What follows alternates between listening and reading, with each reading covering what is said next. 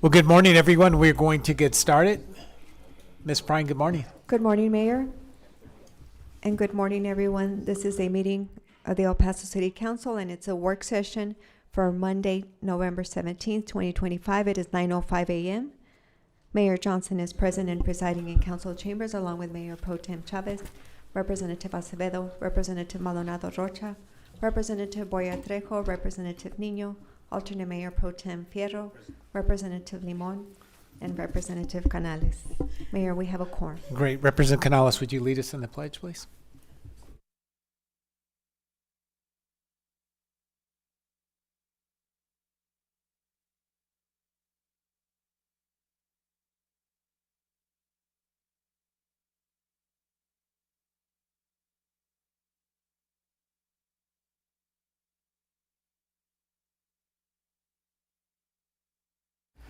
All right, we have a number of presentations today. We're going to get started with number one, Ms. Prine. Yes, sir. Item number 1 is discussion and action on the City of El Paso's internal audit current state, maturity, and needs assessment prepared by Weaver and Tintwell LLP.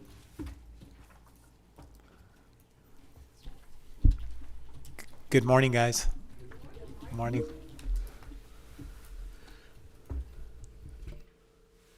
All right, getting it pulled up here.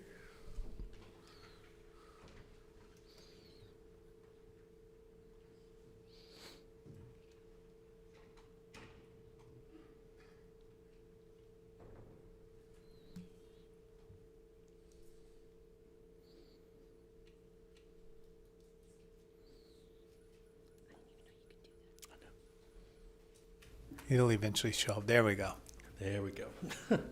Good morning, Mayor, representatives of council. It's our pleasure to be here today from representatives of Weaver that conducted this assessment. My name is Brandon Tanis. I'm the partner that led the engagement, joined by my colleague Holly Hart, director who led the day-to-day and interacted with all of you all as well. And so it's our pleasure to come back to this council meeting to really talk about the roadmap and the recommendations that we made in the really internal audit current state maturity and needs assessment. And so to take us back a little bit, we were back in front of you all on June 23rd, where we talked about the initial results of this assessment. And so we talked about the initial results, the recommendations.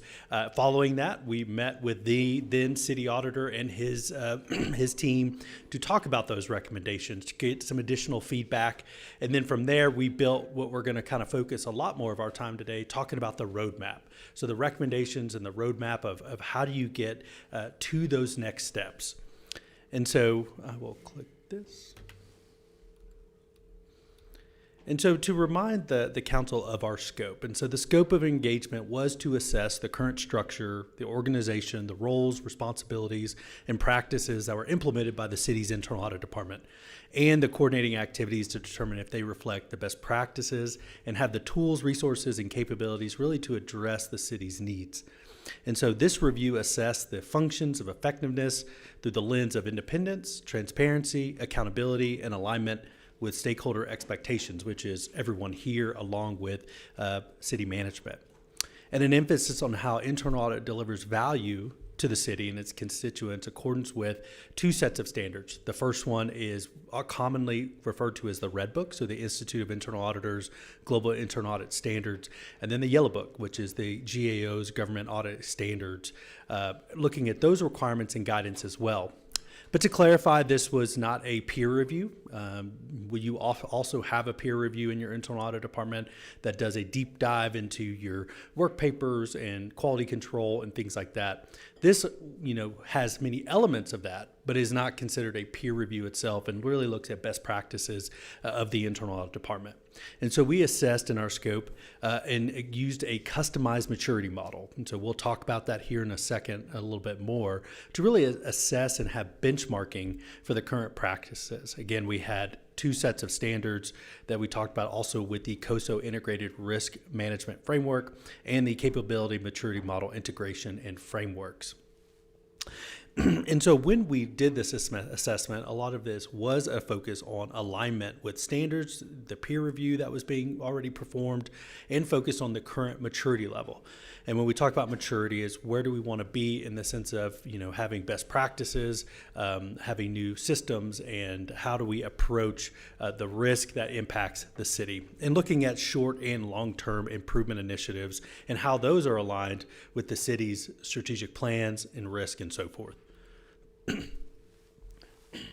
So a summary of our procedures, we did do a detailed analysis of the internal audit's policies, procedures, work papers, and the reporting. We also had interviews with stakeholders, including city management, the council, the FOAC, and we performed those in the beginning in February. And I'll turn here in a minute to our project timeline that gives a little bit more detail on that. We did also benchmarking against peer city practices, leading industry models, also an analysis of internal the internal audit charter, along with the hotline practices, an evaluation of the internal audit function against that maturity assessment and that model, looking at the current state strengths and areas for improvement, and of course the capability gaps.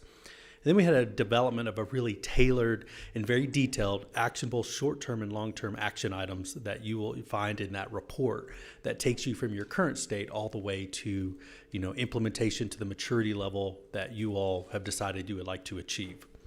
And so we performed that and had our conclusions, which were presented in our final report that was presented to you all. And so below you'll see the real detailed project timeline of the phases that were performed from the start of the RFP being solicitation and the award in the fall of 24 to having our planning that ended in January of 25 and really kicked off with on-site time starting in February of 25. And with that, also to be mindful that there was a transition with the elections, with the new FOAC and new council. So there was a little bit of time to make sure that that new council and FOAC was put together so that we could have those interviews with you all. And then in the March to May timeframe, there was a lot of document gathering, analysis, benchmarking, additional interviews, and so forth to validate all the areas that we were identifying. And then in June 25, we of course met at the FOAC on June 17th, and then the whole council here on June 23rd to talk about our preliminary results, get some additional feedback, and work through the final report that was ending in September of 25 and delivered as a final report on October 3rd. And so one of the key adds and what we're going to focus on today is really the roadmap, but also give you some additional context. So you'll notice this very busy slide. It really represents the stakeholder matrix. So who did we talk to? What did we talk about? And what were the key areas in focus? So I'm not going to go through all of these areas, but it definitely gives you some insight on all the different discussions, items, and what the focus was to really understand from all the stakeholder groups. So you'll see on the left, those groups included the mayor, the city council members, the internal audit team, and then proceeded with city management and the FOAC members specifically. And so each one of those stakeholder meetings was focused to gather feedback to really understand what is your thoughts on the internal audit department and the function, not just a person. And so it's important to see, how did we look at this function? How does it operate? Does it address the key risk? And does it provide the value that we expect of the city? And we used all that to assess through a capability maturity model. And so the capability maturity model integration really just provides a structure. And when we talk about you're doing any type of benchmarking or assessment, it's not just us come and say, well, Weaver says this, and this is what you should do. We use authoritative guidance, criteria, best practices. And in this case, when doing this type of assessment, you want to use a maturity model assessment that has been established and is something that is continually updated. And in this case, we use the really kind of well-known in the internal audit field of the capability maturity model, which again was updated in 2024, and it is actually maintained by ISACA, which stands for the Information Systems Audit and Control Association. And so this also was fully customized for this city. So we used this model, but then customized it based on the two sets of standards that are used by the Internal Audit Department, the Yellow Book and the Red Book, and be able to assess, to really benchmark where we're at to where we need to go. And so with that, I will turn it over to Holly, who's going to walk us a little bit more through the actual roadmap of the recommendations provided previously. All All right, so you guys have a very long report in front of you, so I'm going to skip to the parts that we want to focus on today, which are the newer components of the report for discussion.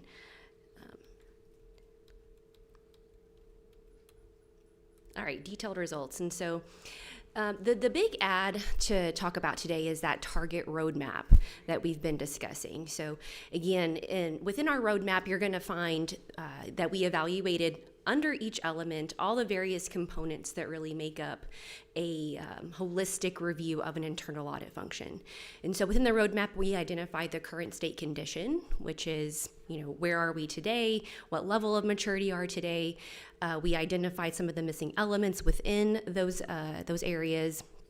And then from that, we developed tailored action plans that define short and long-term steps to advance maturity, 45 of them in total, and they are quite lengthy, and we wanted to make sure that they were detailed and provided enough context for you to understand exactly what we were aiming to achieve within those action items.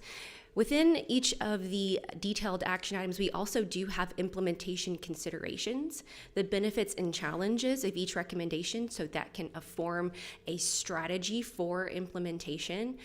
We know that every decision at the city does have a cost benefit to it, and so understanding what the benefits are, what are the challenges, can hopefully better prepare us to be in alignment whenever we're going to implement the recommendations, and also all the various stakeholder groups that are involved. And then we also added a prioritization approach based on those implementation considerations, based on the effort and impact, which we'll talk about a little bit more, that's required. This helps to give you a pace and a sequence for implementation for maximum effectiveness. And we hope this just provides a little bit more of a way that's a better ability to implement that roadmap, because again, it is quite extensive, and we're excited to present that to you today. All right, so I'll skip over to an example. So I'm not going to go through every single component, the detailed results, because there's just a lot, there would be a lot to go over, but I did want to provide some context. I just explained at a high level what's included in each of the detailed results of each component, but this is an example of what I was just referring to. So at the top, you see the element that's focused, which in this case is just the first one that we evaluated, ethics, independence, and professional judgment. The component under that, that this specific slide relates to, is ethics and integrity. And then on that far left side, you'll see that for each of the components we defined, just to help orient you so you never get lost as you're going through it, where you are in the current state. In this case, you're kind of approaching into the repeatable, approaching defined, and where you want to be in the future state, which is all the way through defined, really approaching that managed state. And so that's specific to ethics and integrity. You'll see it different, that change a little bit as you go through the various components, because we don't necessarily want to be at the same level at every single component, depending on what our priorities are. And then again, we did indicate what the current state condition is within each of the components. And so those are going to be focused on the key elements within each component. In this case, with ethics and integrity, we were focused on training, policies and procedures within internal audit that align with the ethics of the city, internal audit's contribution to ethics, stakeholder feedback and feedback mechanisms, how we keep our internal audit function accountable to maintaining ethics and integrity within the body of its work, and then the collaborative leadership within that to ensure that we have a holistic approach to ethics within the city. And then on the right-hand side, you'll find the missing elements that would help to reach the future state. And this is really not to say that there's anything critically wrong with internal audit, but this is where the gap assessment really occurred. What are the missing elements that are going to really get us from that repeatable into defined, where we really want to be that sweet spot of where we want to be when it comes to ethics and integrity within our internal audit function. We have a hot mic. Please make sure that if you're in Teams, your microphones are muted. Thank you. And then another busy slide. You'll see many of these throughout the detailed results. But the reason for that is because they are, we wanted to be sure we provided the right level of detail to really help understand what we're referring to when we say action items. And so at the top, we've got our short-term action items, which means action items that we estimated, may take 3 to 12 months for achievement. And at the bottom, we have our long-term path to goal maturity, which could be 12 plus months. Now, these are just estimates. Things can change, things evolve at the city. So we want to, be mindful of the fact that, things could happen sooner, things could happen, take a little bit longer. It just kind of depends on the, kind of what's going on in our environment. Things happen every day that we need to, prioritize. And so this is just a recommendation. It's a tool that you can use. It's not meant to be in stone. It's adaptable to your environment. On the right-hand side, you'll see that we've identified the stakeholders and kind of their responsibilities within the framework of each action item. And so you've got various stakeholders that are involved in the implementation of this, including, responsibility, who's consulted, who's accountable, who's informed. We really wanted to be sure that we identified within each action item exactly who we anticipate needing to be involved in at what level. We'll talk a little bit about, kind of the lift in each stakeholder group. Using this framework, we were able to identify the kind of effort that would be required at each stakeholder level. And that's also to help show the collaborative effort that's needed to really ensure that this is a successful implementation. And then finally, like I mentioned, we do identify at a high level for the action items the benefits to implementation as well as the challenges. A lot of the challenges that you'll see are regarding just the time that's needed, the resources that's needed. The more that there is involvement from multiple stakeholder groups, the more of a challenge we have. Sometimes we need dollars behind some of the, and budget considerations behind some of the action items that we've laid out for you. And so a lot of times that's some of the challenges, as well as ensuring that there is external and internal stakeholder feedback along the way. And then of course the benefits, you'll see throughout are a lot of strengthening of governance, better feedback, better collaboration, strengthening where needed, independence considerations, and just really making the internal audit move from that current state to future state area that we want to be in. And so I'll kind of, we could talk all day about all the great things that are identified in all these slides, but I want to go to some other areas that we think may be helpful in remembering as you're going through implementation. We mentioned that there is a recommendation prioritization. And so with, not only have we identified the stakeholders involved and, exactly how much effort we think may be needed within each of those groups, but we also identified a methodology to help you allocate resources, decide on the sequence of implementation. A lot of the recommendations, they're not all the same, so some have a little bit more of a lift, some have but less of a lift. The way we did that was by identifying, and this is all based on professional judgment and your current environment, but we identified the potential impact of the implementation of the recommendation, from high to low. A lot of the more high impact recommendations are ones that significantly enhance the value and effectiveness of the internal audit function. And then some of the more medium and low impact are those that we would have noticeable improvements or operational refinements and efficiencies, maybe a little bit more narrow in scope and incremental in benefit. Important nonetheless, just the impact may not be quite as high as some of our more overarching recommendations, especially those that are related to areas of governance and collaboration and those that involve a lot of stakeholder input and coordination. And then again, another component of the prioritization is looking at the effort that's required, the level of resources, time, and change management needed to successfully implement a recommendation. Change management is definitely a key word here within pretty much anything you do in the city, regardless if it's this particular project that you're working on or others, you have a degree of change management that needs to be considered, right? Doesn't matter what we're talking about.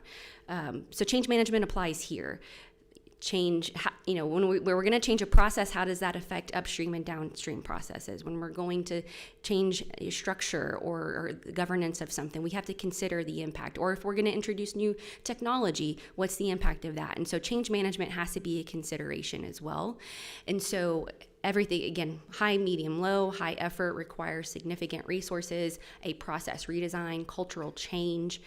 Implementation may take multiple phases. It might be iterative. And it also might need to be something that's monitored long-term for consistency. Medium and low effort is stuff that we can, certainly allocate, either a one-time resource consideration, or there's maybe some coordination, but not quite as much as the high effort components or action items. And then our low effort ones are important nonetheless, again, but can be implemented relatively quickly with minimal resources or disruption. A lot of the more low effort, to medium effort is stuff that internal audit can kind of own and, do a lot of work internally to shore up. And so the high effort and medium effort usually are items that require a little bit more work outside of internal audit, in addition to the work that's occurring within. We like numbers in audit, and so based on the prioritization framework that we developed, we were able to identify exactly, out of the 45 recommendations, this is our estimate, again, an estimate, the ones that we think are more low effort, low impact on that bottom left-hand side, and as you move up the chart and to that more red, orange, yellow, those are action items that require more effort, have higher impacts to count, so that you can kind of orient yourself as to how many are we talking about. Everybody likes some numbers, to give us an idea of exactly what that lift will be. I did mention that using that RACI framework, responsible, accountable, consulted, informed, we were able to identify the lift and stakeholder involvement with just overall, holistically, across all 45 action items. As you can see, I'd have to zoom in to see all the little tiny numbers, but you'll see a lot of involvement from the internal audit department. All 45 action items require internal audit, right? Because they are the heartbeat of this, of this area and this function of of internal audit within the city. A lot of effort also required from your audit committee, from the FOAC, given that they are the direct line of report for your city auditor. Of course, city council is going to be involved. City management also has a lot of involvement. You'll also see quite a bit of involvement from city directors. Why? That's because your city directors are the first line of management that are dealing directly with internal audit during the course of an engagement. Really critical to make sure that those feedback mechanisms, that coordination, that areas of improvement that are needed involve the city directors very closely as the process owners and the ones who really understand the day-to-day of the process areas and operations that audit will be working on throughout the course of their audit plan. And then finally, we did leave you guys with, aside from just this report, we did provide a workbook so that you can certainly track the status of these recommendations at any one given point in time. We identify the element, the component, we have a reference number that links back to the report so that you can make sure that you can go quickly and easily find the details of that action item. We also identified the impact and effort. You can certainly sort, on these different ones if you're looking to see, how much we've accomplished in each of the areas. And then again, on that right-hand side, we identify stakeholder involvement. And so you can use this workbook to identify, what have we accomplished within each of these recommendations, what's left to accomplish, what date were they accomplished, who was involved. You can use this workbook a lot of ways to help the FOAC and internal audit track where we are and hold ourselves accountable to making sure these things get done. And so that's really all for our prepared comments. We're excited to take any additional questions that you have.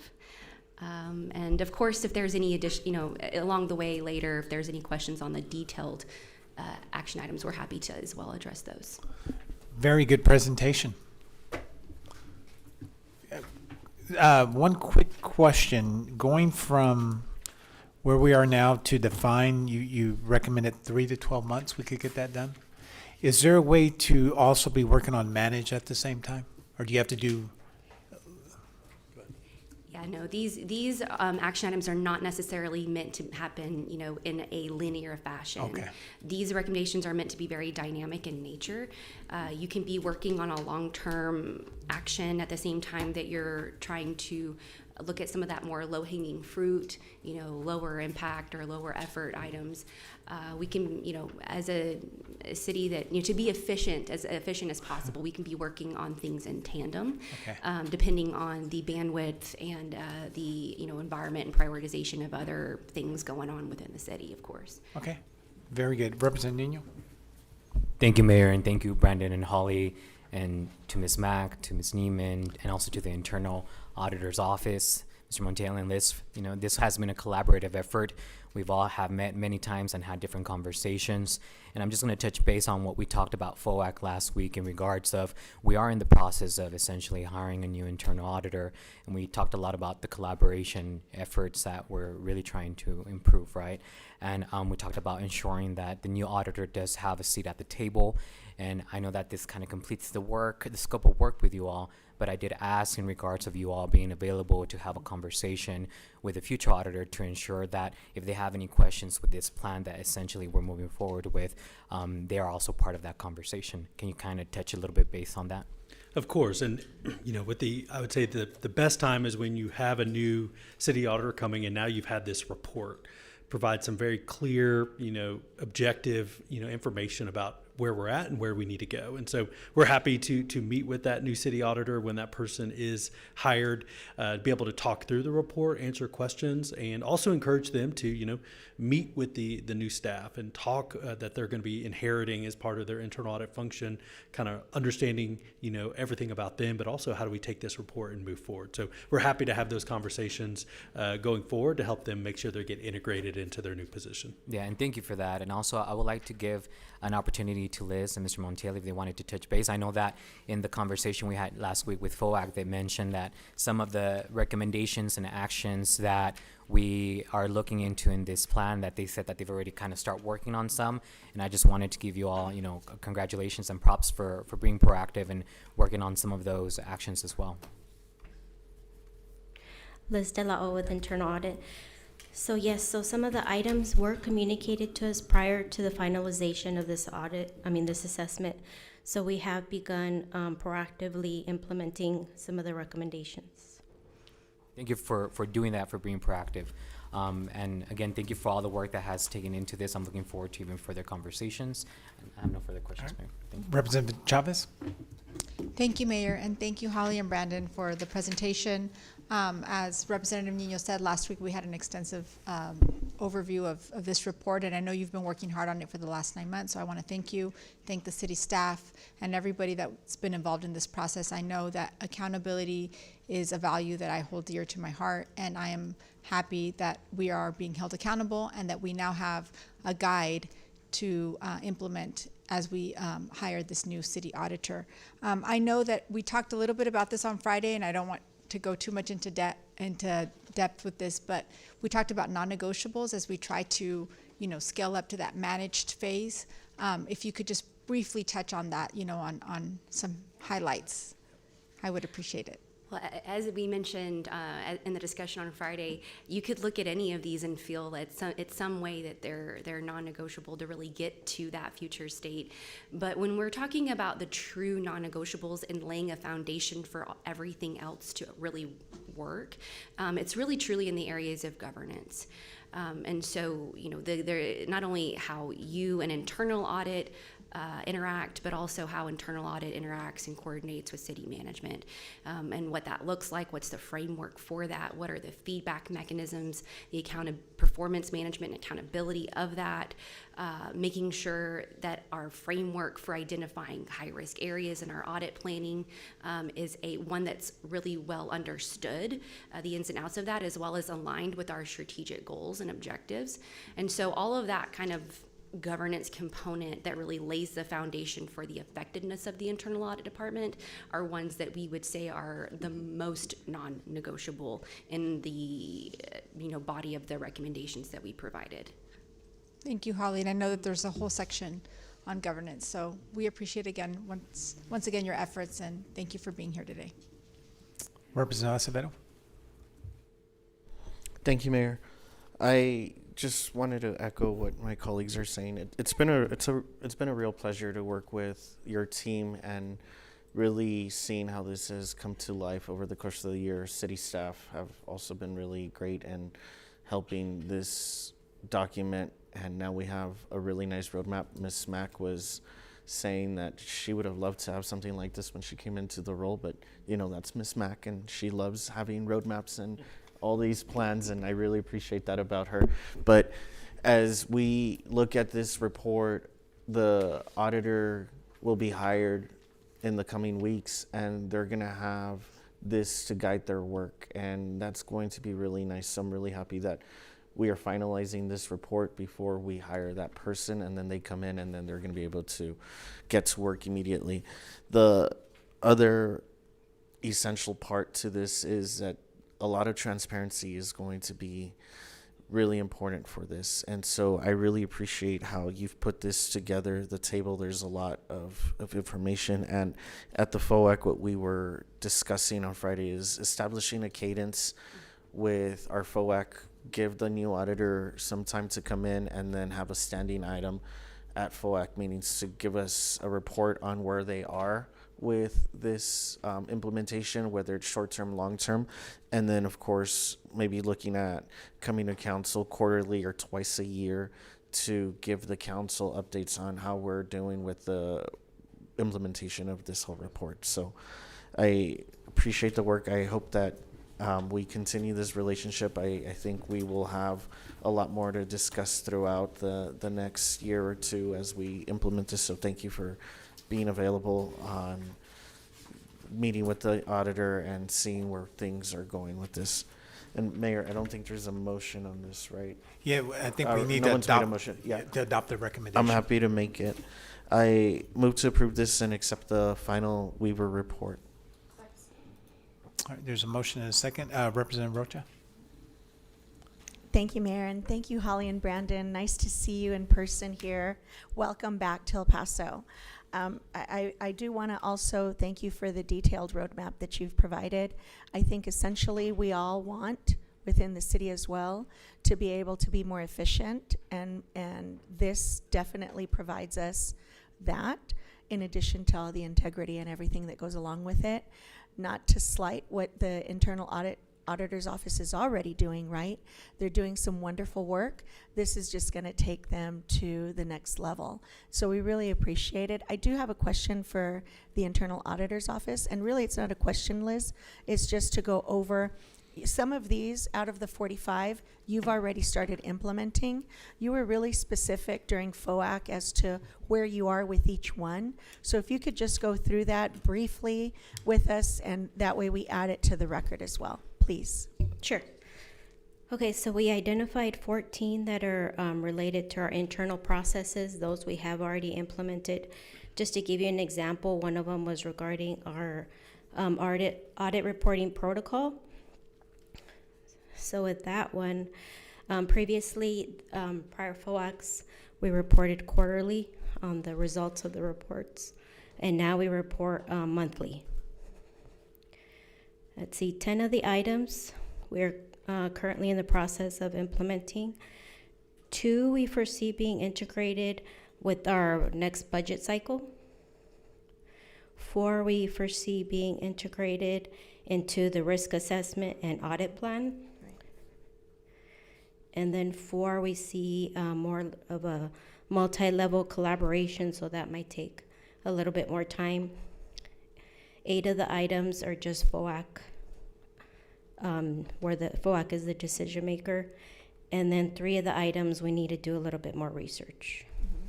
Thank you, Liz. And part of what we discovered also through the assessment is that there is a need for technology.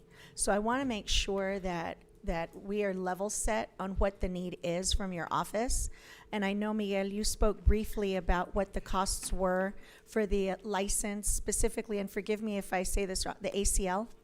Was that? Yes. And then additional to the technology upgrades. And correct me if I'm wrong, but by doing this, we'll be able to increase the number of audits that are done every year. Is Yes, that ma'am. correct? Yes, Okay. yes, So if you with- could just go through the costs really quick, Miguel, Of course. please. I know we talked about, I previously attended a conference where I talked to a couple of the vendors that deal with automated work papers. I just got some ballpark quotes on some of the implementation fees. They range anywhere, depending on the software and licenses and stuff. They anywhere from $45,000 to about $85,000 to implement first year, plus the recurring subscription fees of, I don't know, approximately maybe 5,000 per user. So there's about 9 of us in the office, so about 45,000 or so per year for subscription fees for these electronic work papers. We talked about the ACL, our data analytics software. We currently only have one license. That license is $1,000 per year, or more or less. So we don't need everybody in our office to have a license, but maybe have an additional 2 or 3. That helps a lot in streamlining work. I know you can. I've used this software in the past in a previous job, and I was able to analyze about a little bit over 1 million transactions in one with a couple of clicks, and I was able to do all this work. It was on the pre-card audit I was performing over there. So it does take up, while they do cost money, they do save a lot of hours, and that's how we run. We don't, some other departments run on dollar budgets. Ours are our budgets, hourly. So if we can save any minute we save, any couple hours we save, that goes towards more audits too that we can do. Thank you, Miguel. I appreciate it. Of course, sir. And thank you, Liz, for bringing that. I was checking it against what I had written down on Friday. And so, Holly, Brandon, thank you again for everything that you provided in this roadmap. I do encourage everyone to take a deep dive into it. There's a lot of data in it, but it's really, really interesting and needed to be able to get us to that defined level. So thank you again. Appreciate it. Thank you, Mayor. All right, and it's good to hear that we're already working on the recommendations. You guys are well out ahead of this, so congratulations to our IA department. And Holly and Brandon, thank you guys for the presentation. We have a workbook and we have a roadmap now, which is really, really good, and it's going to be handy for the next internal auditor that comes in. So we thank you guys for the work. Ms. Brown, we have public comment on this? Yes, we have Ms. Osmond that signed up to speak. Ms. Osmond, star 6, please, to unmute your telephone. Good morning. You have 3 minutes. So some of this I brought up to people in FOAC, namely Mr. Acevedo. But I had also had lengthy conversations with our previous internal auditor. I had conversations with an auditor who some of you all during the last administration actually recognized. Mr. Acevedo was there, Mr. Fierro was there, and so was Canales. And at that time, with those conversations, we had discussed what is on page 5 and 15. It's item 5, page 15, in regards to technology. Now, y'all touched on technology, and what I'm curious to find out is whether that is going to be a technology that's not just in the auditor's office, but when these receipts, when these amounts are set up within the various departments, does that software program funnel up to the auditor's department? And so that any discrepancies are caught and red flagged almost immediately. Now, those programs do exist, and I know because I spoke to that same recognized auditor you all brought in during the past administration. So it does exist. We need to make sure that on a department level, I understand the auditors on hours, and a lot of that is intentional because they cherry pick what audits can be done. But if you put in the proper software program, it's not about cherry picking audits to be done every year or every quarter, it would automatically be done. Any discrepancies would just be caught, which is what is falling through the cracks now. Right now, you've got the media talking about the FBI, the past audit, the P-card issues. There are still issues. We're having problems where y'all are saying we don't have funds for the roads. Well, the media is also stating that proper audits would wipe away a lot of this wasteful spending, which has been caught. So the proper software program needs to be implemented, something that catches it from the department side and filters up to the audit side, and something that department heads cannot play around with, cannot tailor, cannot fix amounts. That has to be on the audit side. Thank you. Thank you. All right, Ms. Bryan, we have a motion to adopt the recommendation in a second. Would you call for the vote? Yes, sir. The motion was made by Representative Acevedo, seconded by Mayor Pro Tem Chavez. On that motion, call for the vote.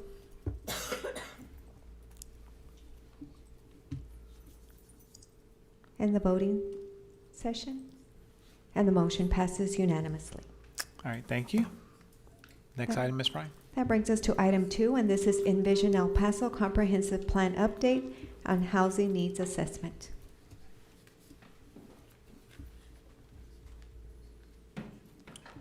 Good morning, Council. Good morning. I'm Matt Prosser. I'm a principal with a firm called Economic and Planning Systems. We're a land use economics firm that's been working with the city on Envision El Paso and including development of a housing strategy. And I'm here to present on the first component of that, our housing needs assessment. So we'll bring up the slideshow and I'll lead you through a presentation, and then I'm happy to answer any questions that you may have.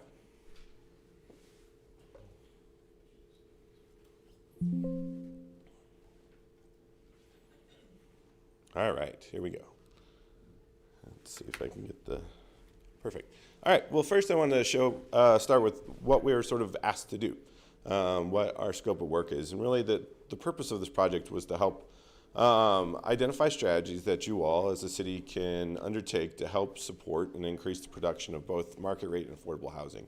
And then also assess risks for displacement and housing insecurity and develop sort of an overall housing strategy for that. And there's really kind of two major components that we've been working on for this. First was this housing inventory and gaps analysis.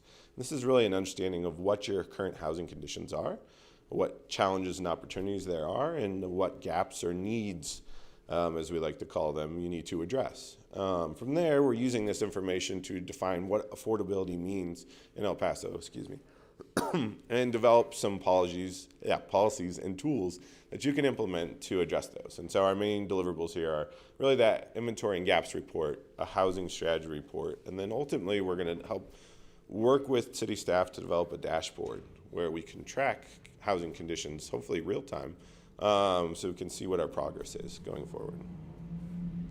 So our schedule, we started in earnest in April working on this. So the first part of our technical analysis was really that blue part up top, looking at the housing inventory and gaps, and we're here to present those today. And then since we've sort of have started to wrap that up, we're moving into identifying policies and strategies. And through that, we've used engagement in a couple different forms to help support our plan. So we worked with sort of 4 different groups, more or less. First, we had a working group.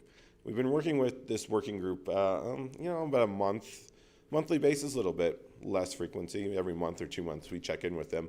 And really, they're sort of guiding or helping us work through the information and data, vet conditions, make sure that we're tailoring and understanding local conditions. This group is made up of some neighborhood organizations, housing advocates, experts, housing providers, folks that are active in both addressing issues but also providing housing in the community. We also have done 2 in-person engagement trips where we've come out and we've talked to a couple different folks in focus groups. So first we had sort of a community organizations focus group. And these folks are a more diverse set of community organizers that are working in housing or related services, We had a gamut from affordable housing providers to actually some of the lending community. So the banks and folks that are working on mortgage programs were in these meetings, as well as sort of just community and neighborhood organizational leaders. We also met with developers. We did this through a number of individual interviews, both in person and over the phone, as well as presentation to a developers working group that city staff meets with pretty frequently. And then lastly, we like to pull together what we call design professionals. So architects, engineers, folks that are designing the development projects, the housing that's going in, and understanding, what they're seeing in terms of trends, but also what challenges and opportunities they see with your regulatory process. And so that's sort of an overview of who the folks that we've been getting input from throughout the process. So first, I want to talk through some demographic trends and help you understand sort of what we've been seeing in the data in terms of how your community is changing and evolving. So what we've done is sort of identify these upfront trends, and then we're going to walk through a couple data points and then talk about some of the impacts of these. So the first one is really something that was kind of striking to us is in the data that we were looking at, the city's population has started to sort of stagnate or sort of stop growing, yet your employment is growing. We're seeing shifts in population, a lot of more older folks in the community, a loss of children in the community, and then a growing need for diversity of housing types. And I'll talk through some data points that kind of indicate that. This first slide shows the change in population in the county as well as the city since 2000. As you can see, El Paso's population has sort of flatlined since about 2010 or so, whereas the county has continued to grow. And that was sort of striking to us, because what we've noticed is that your employment continues to grow at a pretty steady rate, about 1% a year annually, your employment growth, and you have rebounded pretty quickly and pretty well from the COVID-19 related recession. And so sort of a striking finding to us. What's going on here? What are those disconnects that are occurring? Some of that we think may be related to undercounting of population in the census, but also as you start to look at the housing production data and other indicators, you start to see that there are shifts going on. And that's something that is we wanted to highlight in our effort here. We looked at change in demographics in terms of age. Some things to note here: you have an aging population, an increase in number of residents over the last 13 years that are over the age 60, while your workforce population, those folks that are 25, 45, that population has largely been flat. And really the most striking thing that we found was a loss in the number of folks under the age of 20. So a loss in the number of children in the community, about 24,000 residents under the age 20 over the last 13 years. And this dovetails a lot with some of the conversations we had with the school districts in the regions, especially El Paso ISD, and their loss in enrollment and the challenges that they're seeing there. And so that's showing up in our data as well as the data that they have, which is almost more of a leading indicator in that they're looking at it yearly in terms of enrollment. And then lastly, El Paso is a unique place. It's not quite the same as other big cities in Texas. It has different dynamics to it, different economies, different issues. And so we wanted to account and look at some of those. And one of the most striking things that we identified was just the presence of multi-generational households here and how that has an impact on the housing types and needs that you have. Nearly 60% of folks that are 18 to 34 in the community actually live with their parents or a relative. That's over 15 to 20% higher than you see in Texas or the U.S. So a strong sort of, I think, largely cultural sort of practice of living with family, especially when you're younger and becoming established. But it also is an indication of perhaps of the lack of options and perhaps affordability for some of these folks. So when we look at these demographic trends, what are some of the things that we want to consider based on these? So in terms of the population, what we're seeing is more folks that are working in our community are commuting from outside of our community for their job, and that has implications on your transportation systems, also has implications on revenue you generate to provide services and others. And part of that is your neighbors are becoming more mature. they're growing into sort of their own more standalone communities, which hasn't traditionally been the case in El Paso. And so as they grow, there are more options for places people can live, and that has more impacts and more sort of challenges or considerations as a city you need to consider.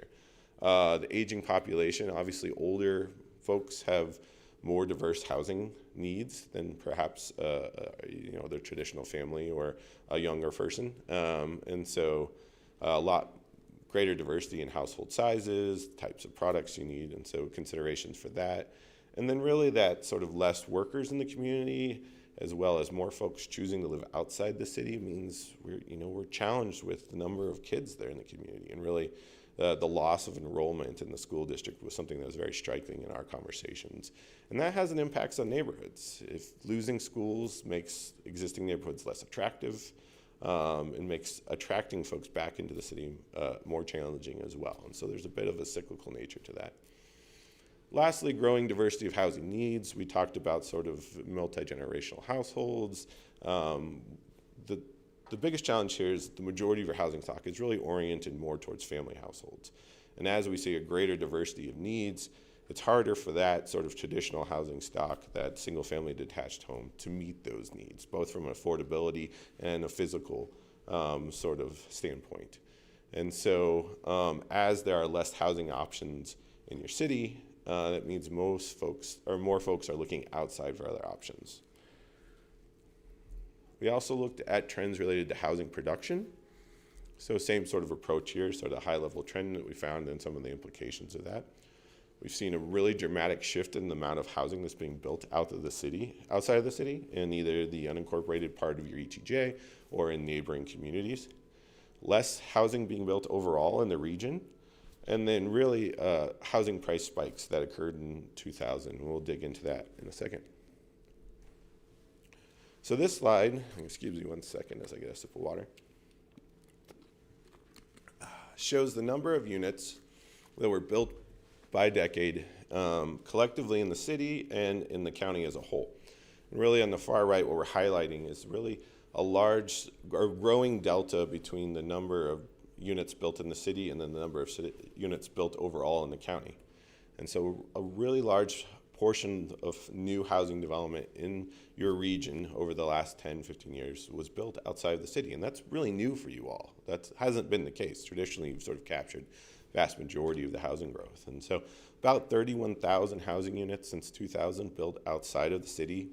That's 70 to 80,000 new folks living outside the community that may traditionally have been within your city boundaries. And that starts to create some new regional dynamics, but also is an indication of shifting housing production patterns. This next slide is sort of a complicated chart, but I'll try to simplify it in terms of what we're seeing here. And what we did, so we tracked the annual number of housing units that were permitted in the city, the county, and the US over the last 30 years, just to see where you're at in terms of your rate of production. And what you can see in these lines is traditionally you've sort of tracked with the rate of production in the US until the Great Recession or so, when nationally there was a pretty large dramatic drop in production related to sort of the housing crisis, financial crisis that occurred at that time. You all were sort of atypical and benefited from largely, I think, the base area closures that occurred nationally that brought a lot of missions here. And so the economic sort of input or stimulus of sort of more folks moving to Fort Bliss, more missions there, really, I think, helped maintain sort of your economy and your housing production in a time when the rest of the country was really struggling.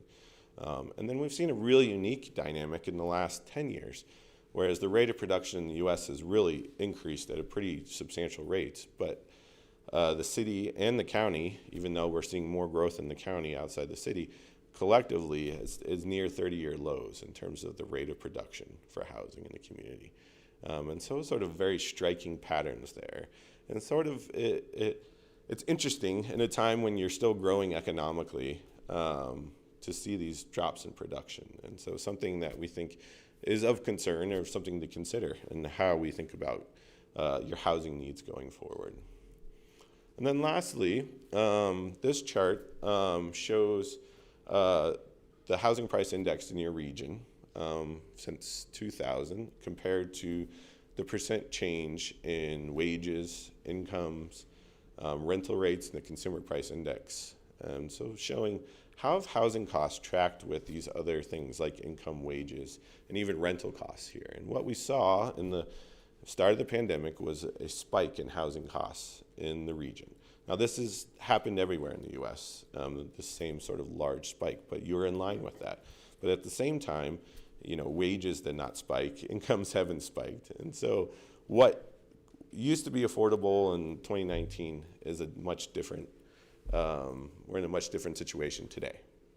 And so that shift in home prices has really had some big impacts on who can afford what in the community. And something that you will have to address in terms of your housing needs, and that certain products used to meet needs for certain households, and that's no longer the case. And so we have to think perhaps differently about the types of products we have in our community.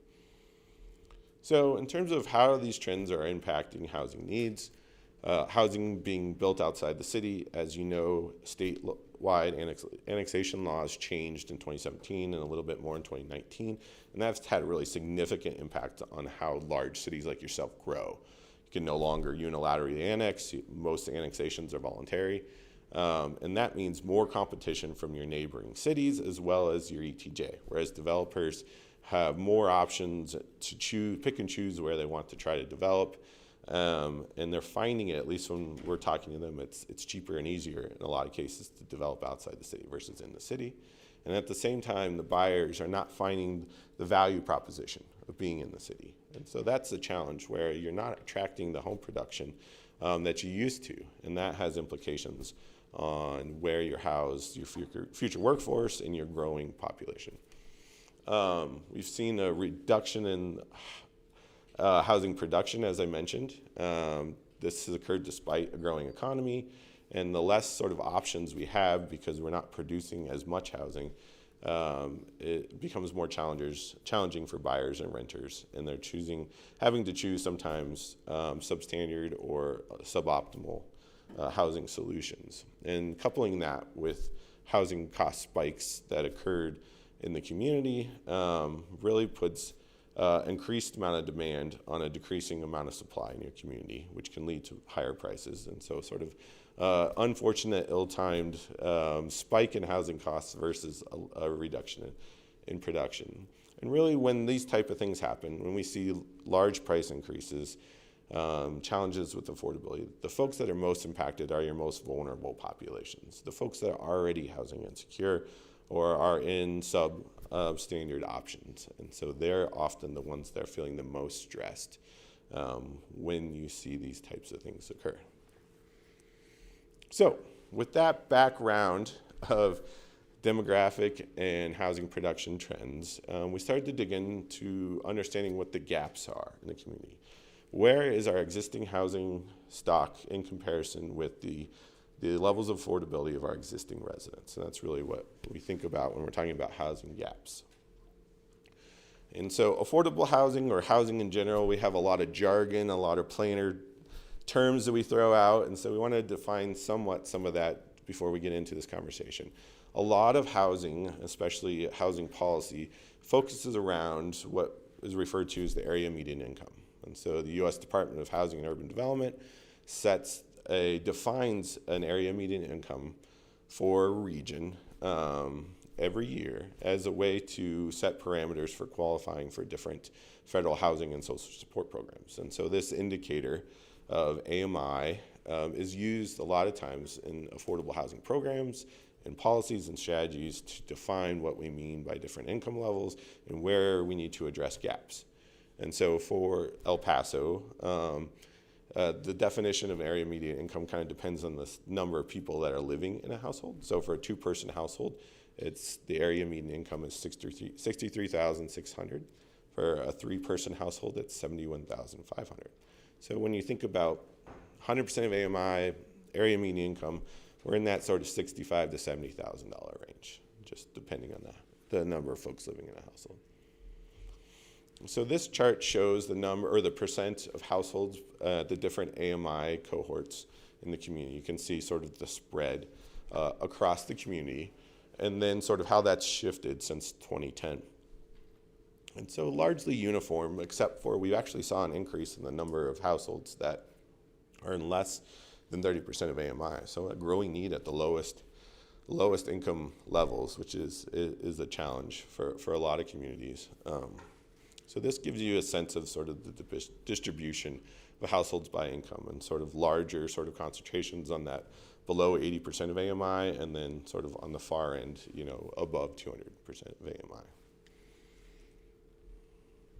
We also pulled together some data related to wages in the community and helping to try to translate that into what a household income versus wages, and try to help illustrate where the need is in the community.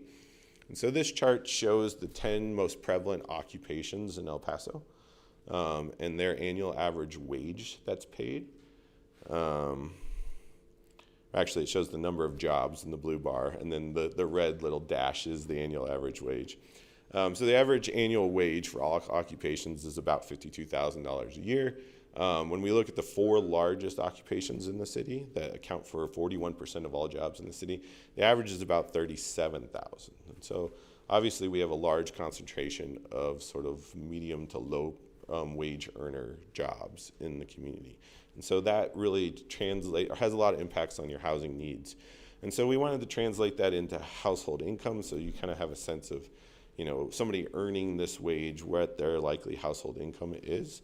And so somebody that's earning the median wage is probably right around 100% of AMI, earning about $70,000. And so that makes sense. Somebody earning the average wage probably lives in a household that has the average income. That makes sense. When we talk about these 4 largest occupations, that translates into about a $50,000 household income, estimating for the number of workers in a household and how many jobs they have. And that's about 70% of AMI.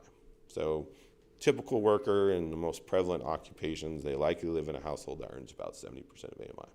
So I just want to sort of plant those numbers in your head as we think about the available housing and the affordability of both for sale and for rent housing at different AMI levels. So this chart, or this graphic here, illustrates the affordability for a median household in the community. And so on the left shows the median sales price for a single family home in the community, about $250,000. The estimated income you would need to earn annually to afford that home under your sort of typical assumptions around a down payment and interest rates.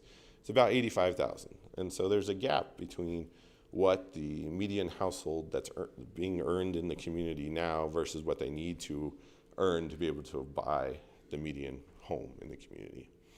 And then we look on the rental side, same sort of exercise. So the annual rent is about $19,000 per year. You would need about $64,000 in a household income to afford that rent.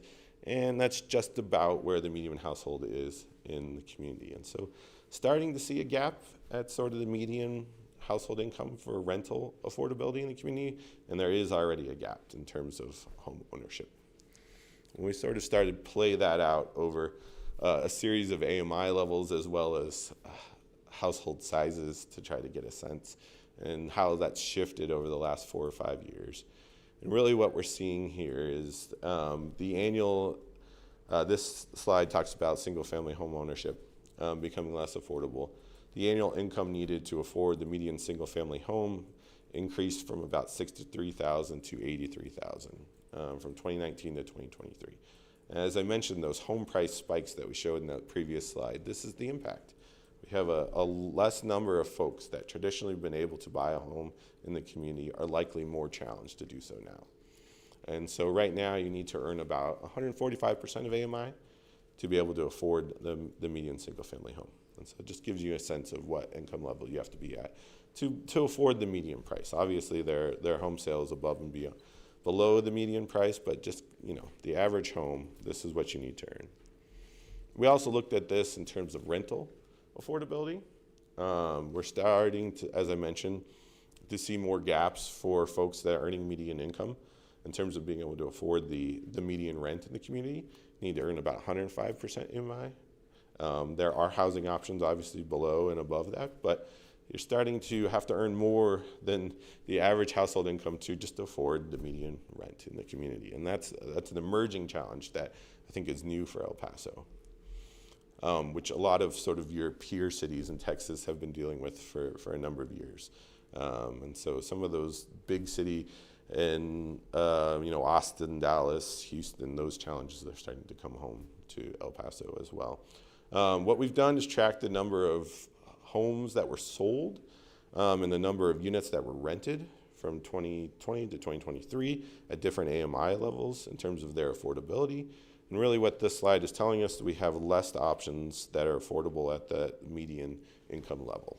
And so in 2020, about 42% of the home sales were affordable to folks earning 120% of AMI or less. That has decreased to 27% in 2023. And so less folks being able to afford the homes that are being sold. We looked at that from a rental standpoint, looking at the number of units that were affordable for folks earning 80% of AMI. So 80% of AMI is a little bit more than sort of what those most prevalent workers probably earn. 35% of those rentals affordable in 2020, that's down to 22% in 2023. And then lastly, we charted out the number of households by AMI level, so their income level, in the blue on these charts, both for homeowners, households as rental households. And then we compared that to the number of sales or rental units, rental units in the community that are shown in sort of the goldish color there. And that's sort of that overlap is where we have mismatches in housing supply. And so where you can see blue is where there's a lack of options that are occurring for those folks. So on a home ownership standpoint, what we're seeing is gaps emerging at under 100% of AMI and really becoming bigger, anything lower than that. And then also on the high-end side, there's a lack of sales that are sold at prices that are actually affordable to folks that earn over 200% of AMI. And so sort of a lack of what you'd say a higher-end luxury market. And when there's a lack of some of those products at the higher end, what you have is folks that can earn or afford more are choosing less, and that puts pressure on folks that lower incomes as well. And we saw that on the rental side as well, sort of lack of those luxury rentals that might be affordable to folks that rent that have higher incomes. And again, sort of the gold blobs sort of show consolidation in the type of products that are out there. And they're all sort of around the same price point, especially on the for sale side. And really sort of that's an indication to have sort of a lack of diversity, and that greater diversity can help address some of these gaps going forward. The last thing I'll mention on this is in terms of the rental side, gaps in terms of the availability of rentals really becoming more prevalent under 80% of AMI. And so as we look at a whole, sort of the biggest challenges really start to present themselves for folks that earn less than 80% of AMI in the community. That's where sort of the biggest needs started to stand out to us. So we do this assessment called a housing needs assessment. And really this is a way for us to kind of try to quantify the number of housing units you need to work towards to address existing gaps. And we define this two ways. We define it in what we call keep up needs. So this is an estimate of the number of housing units at different AMI levels that you need to try to preserve or create to catch up to your existing needs. Then we think about keep up needs. And this is sort of the number of units you need to produce annually to keep up with the growth of your economy going forward. And we try to measure them both ways, keep up and catch up, to give you a sense of how to address those. And sort of the solutions for those are different as well. They can be the same, but they're somewhat different. So what we did is we estimated the housing needs for both catch up and keep up throughout the city, as well as for 6 sub-areas within the community. And we really worked with the working group to help define these sub-areas, both in terms of socioeconomic conditions, but other considerations. And what we've identified these sort of 6 sub-areas that are shown on the map here. And so first I want to talk about catch-up needs. So catch-up is addressing housing issues that are emerging in your community when you have housing stress, a lack of housing options and affordability, these housing issues are the ones that tend to crop up. And they're a way for us to see or measure sort of what challenges the community is facing because of a lack of the housing options and affordability in the community. And so the issues can vary in terms of community, but the ones we looked at here in El Paso were overcrowding, temporary housing, unhoused population, and long commuting. And so the overall estimated need of households based on these needs assessment are about 18,300 units that are sort of deficient because of the challenges we're facing. Overcrowding generating the most of that. When we say overcrowding, the way we've defined that is folks that are living in a household that have more than one person per room. And when I say room, I don't mean bedroom, I mean any room in the house, whether that's a bathroom, a kitchen, a living room, or a bedroom. And so a house that has a bedroom, a living room, and a kitchen, and a bathroom, that's 4 rooms. And so when there's more than 4 people living in a unit like that, that's an indication that they're overcrowded, and that is an indication of a lack of housing options for those folks. We also looked at temporary housing, that's like living in a car or couch surfing with a friend or other sort of temporary solutions. Unhoused populations obviously is our homeless population. And then long commuting, we looked at lower income households that are driving a significant distance for work in the community. And usually that's an indication that they're not able to find housing options here that are affordable. And so when we think about these catch-up needs and how do we address those, it's not that we just need to build 18,000 new housing units and that'll solve the problem. Really, the focus a lot of catch-up needs is around preserving existing housing options that are, naturally occurring affordable housing or, permanently income restricted units. So preserving our existing affordable options, improving the existing housing stock that exists in the community. You all have a lot of older homes that perhaps are not being utilized the way that they could be, and how do we better utilize the housing that we have now?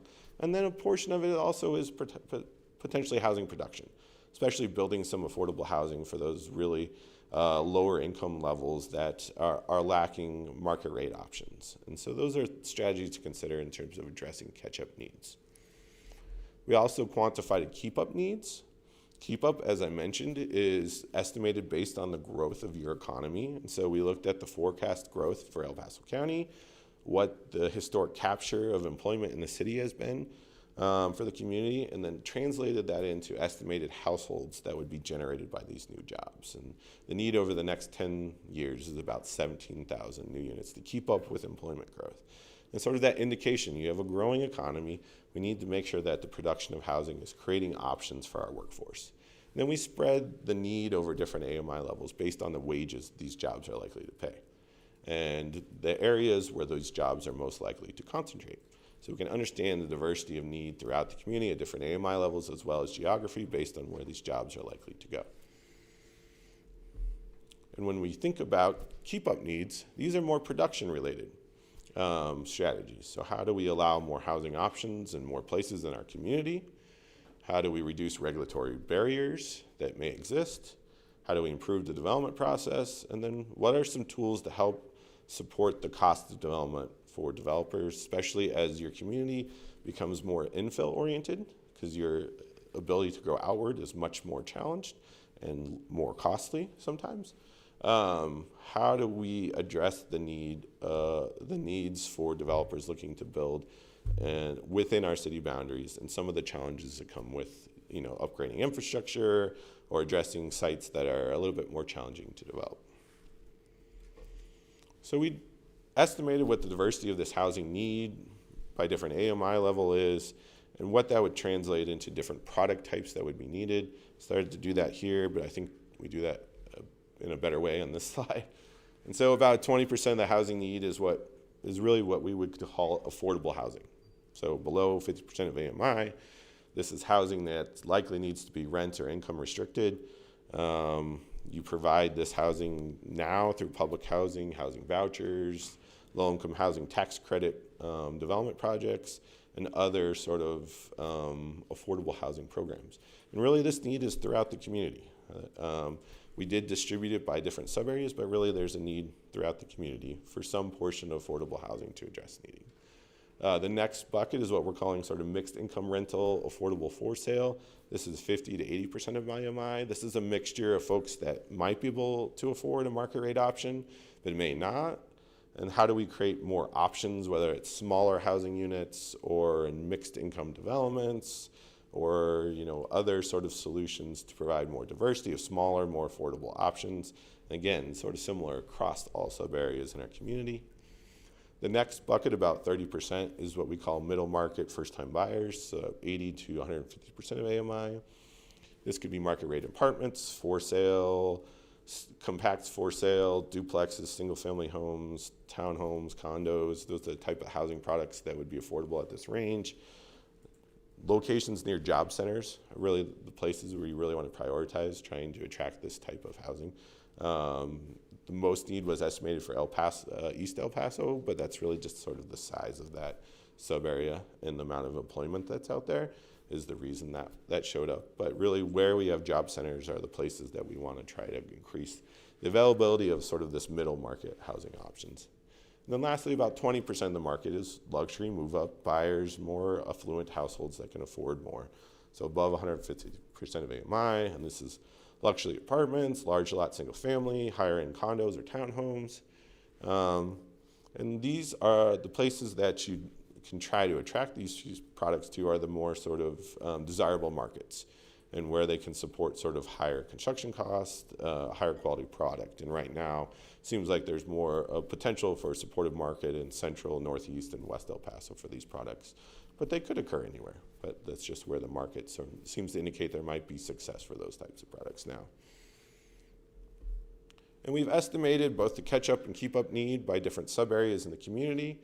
So this chart shows that distribution of need throughout the community in terms of catch-up, which again is about both preservation of existing households that are affordable, making more households that are market rate permanently affordable, or producing some affordable housing, whereas keep up is really focused on increasing production that's meeting the needs of our growing workforce.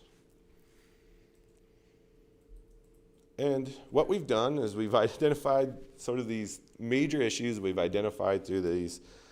These are all topics we've talked about already in terms of the trends and the gaps and stuff. And we started to translate those to what are some potential strategies we can consider. And sort of the three major things that we identified as potential strategies to help guide our policy development going forward is the need to reinvest and stabilize our neighborhoods. How do we make sure that our neighborhoods are strong, they're healthy, they're supporting the folks that live in them, and we're utilizing our housing stock the best we can. The second strategy is about producing more diversity of housing options than we have traditionally, so we can address different needs. And then overall, how do we increase housing production back to sort of average levels or beyond to make sure that we're keeping pace with our employment growth in our community? And so those are the sort of big three strategy buckets we identified, and we're going to start moving into developing policies, strategies, and actions for you all to consider based on sort of largely these three buckets and the needs that we've identified, and working with our working group and others to refine those actions and bring them back to you at a future date. So next steps, as I mentioned, are developing those strategies, vetting and refining that with staff in the working group, producing a draft and final report for you all in terms of the strategy, and then completing that dashboard, as I mentioned, so we can track conditions in real time. And so with that, I'll take a pause from presenting and let you all ask any questions you may have. I appreciate your time here today. Fascinating report. Thank you. Just a couple quick questions for me. On page 8, you talked about the 24,000 we lost under 20. Mm-hmm. Where did they go? Do you know? So a couple of things. There's a number of things. So they either just got older, and so children living here got older, and they're in different age cohorts. What we've seen is less immigration into the community over the last 10, 15 years, and so there's less young families moving to El Paso and starting a family here, and so that's part of the component. you saw a number of folks, I think, move outside of the city into the ETJ or into surrounding communities for other housing options or perhaps different school options. And so it's a combination of all of those, sort of less workers or workforce house or worker age residents having children and staying in the community, some of them moving outside the community, and then less people coming overall into your community. Yeah. Okay. And then on page 9, you talked about 57% of the residents 18 to 34 live with their parents or relatives. Yes. And that would be Texas in the U.S. is about 44%. Yeah. Am I reading that right? Yeah. Okay. And on page 18, I realize something else is running. you talked about the area median income for a region. Then you talk about 63,600 for a two-person household. Yep. That's without dependents. Yes, that's total number of people, so without dependents. So once you add dependents into that, it gets. It grows more. Yeah. So a 3-person household is 71. A 4-person household is probably around 79, 80,000. Yeah. Wow. Okay. Very good. Representative Canales. Thank you, Mayor. Yeah, excellent report that you've developed for us. Thank you for all the effort on it. This is housing production in general has been like my number one concern. I largely ran a campaign centered on it, and I'm glad that this hasn't made a liar of me. I think this is exactly what I've been talking about for the last several years. We had the last comprehensive study of our housing needs done in 2017, that El Paso Housing Needs Assessment. And I think we could already see a lot of the gaps starting to emerge, and some of these slides in production and attainability and affordability starting to emerge then, and that was a real warning indicator for us. And then of course everything was exacerbated by the pandemic, and that 7 years later, here we are with I think now something demonstrating a real problem, something that needs real intervention now to stop these slides. And so clearly we have a lot of tools in our tool belt, beefing up our transit-oriented development and infill incentive policies, pre-approved floor plans. There's all kinds of things that we can implement. I guess I'm speaking to urge my colleagues on the council to, as these strategies come before us, to give them some serious thought, because we've seen, like I said, that slide start to happen gradually. Your work here has given us a real a clear picture of where we stand now, but I think also kind of a clear picture of where we stand to be in the future if we don't start to address some of the concerns, particularly about production to fill those particular gaps, like you said, at both the low end and the luxury end. I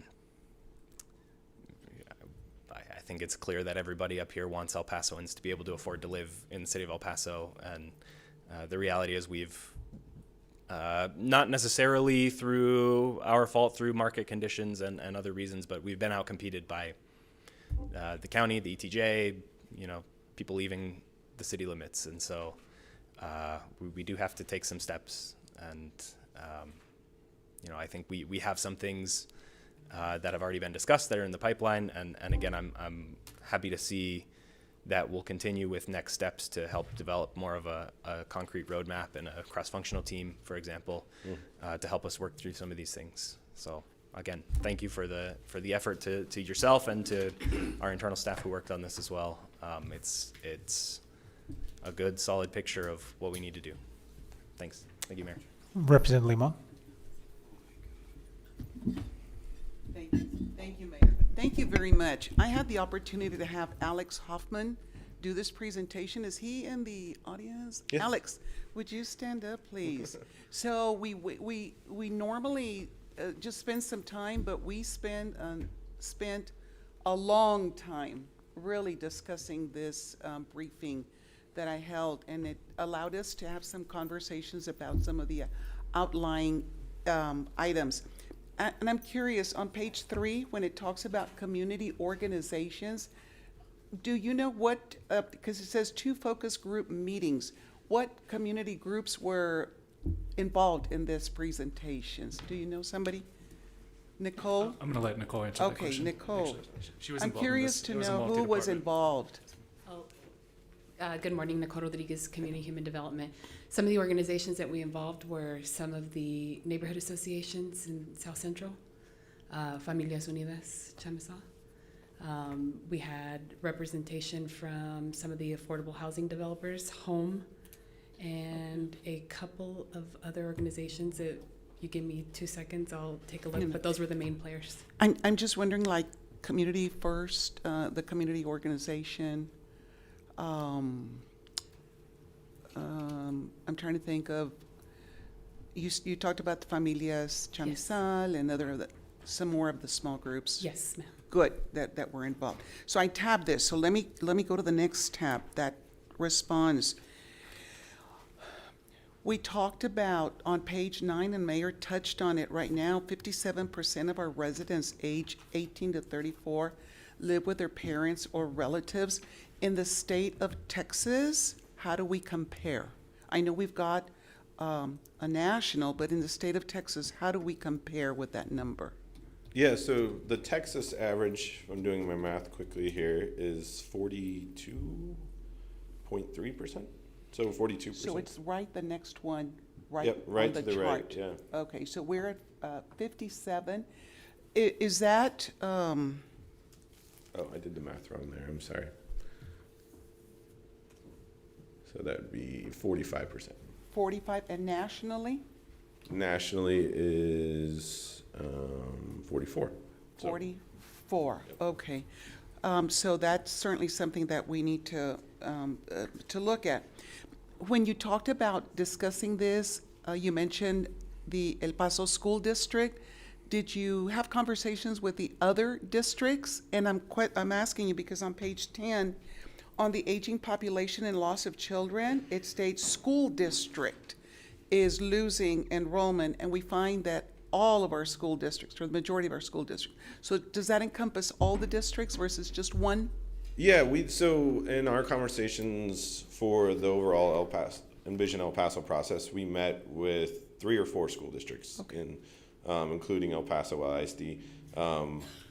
All 4 of them did mention challenges with loss of enrollment. Some of the faster growing ones, Horizon City area, they have less of those challenges, but the most acute was the El Paso ISD conversation that we had.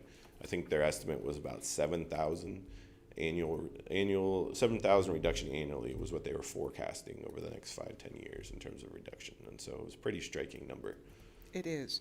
In looking at the housing issues on page 28, and that was the catch-up slide that you had there that had the different issues, overcrowding, temporary housing, and the unhoused population.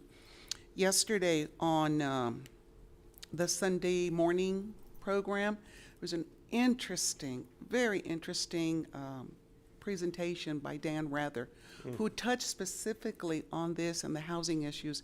And he was, the story was really based in Atlanta, but it talked about how is it possible for someone to have a full-time job and still be homeless. And it talks specifically on the temporary housing, extended stay housing. Oh, yeah. And how that could just really eat your earnings up. And it's the loss or the lack of a good credit score. And so it's a cycle that just keeps going on. And my question, I don't know, do we have that kind of a problem here in El Paso, Alex, maybe, of the temporary housing forcing an impact on the community? While he's coming up, I'll address. So anecdotally, at least my observations in working in other communities, you don't nearly have the same presence of sort of institutional operators that have that type of model. Good. I've done work in the Las Vegas region as well in the Reno area in Nevada, and they have a much higher presence of that.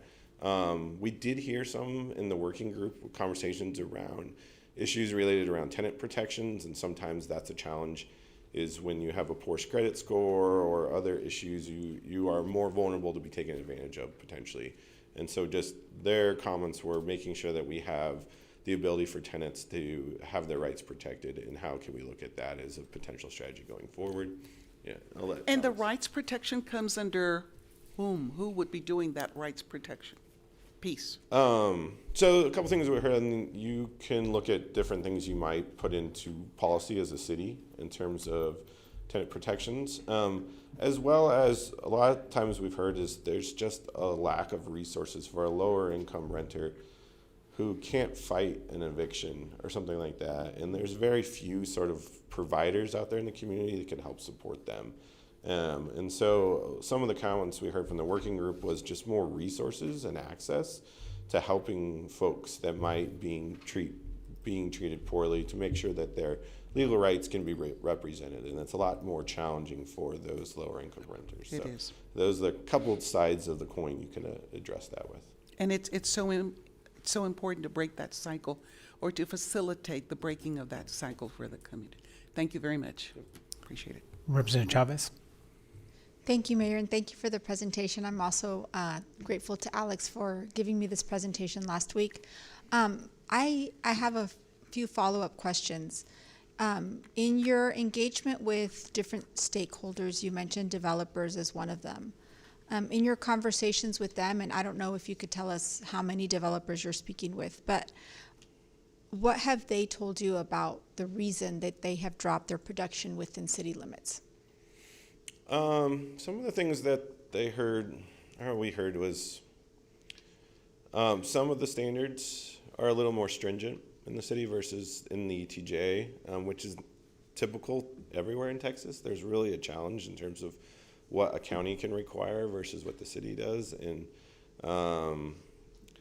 so there's some of that disconnect, whether it's parks requirements in terms of land dedication or park development fees, and then a few others. Some of that sort of review process and the time to development were some of the things that we heard. And also heard sort of, flexibility for different product types. That was one thing that we've heard, is just we want to try something different, getting that through permitting and doing that quicker. Those are some of the things that I remember hearing from the development community. So a lot of process-related stuff and some related to standards. I mean, I think that's a difficult two sides of the swords in terms of standards. You want to make sure that new subdivisions are providing a quality environment.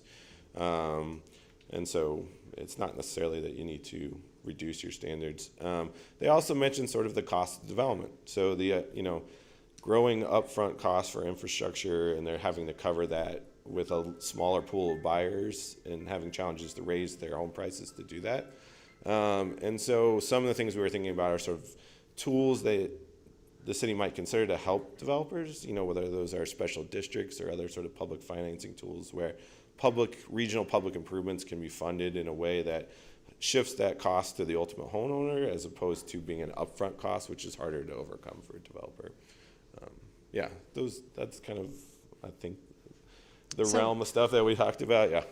So some of those, I guess, differences between developing outside of city limits versus within city limits increases the cost of those homes. Is that correct, from what I understood? Yeah. Some of that is, there's a perception it's more expensive, and it's not necessarily that premium of being on the edge of the city, and whether you're in or out, there isn't necessarily that value proposition. And then some of it's market driven in terms of where buyers want to be, and sort of that discussion of schools and where folks want to try to have their kids go, and those are things that played in as well. So when we talk about the strategies that you listed on page 35, where you say you want to increase housing production, and we just discussed the restrictions that we have within the city limits, how do you foresee us increasing housing production? Is it by decreasing those requirements, or incentivizing developers, or what is it?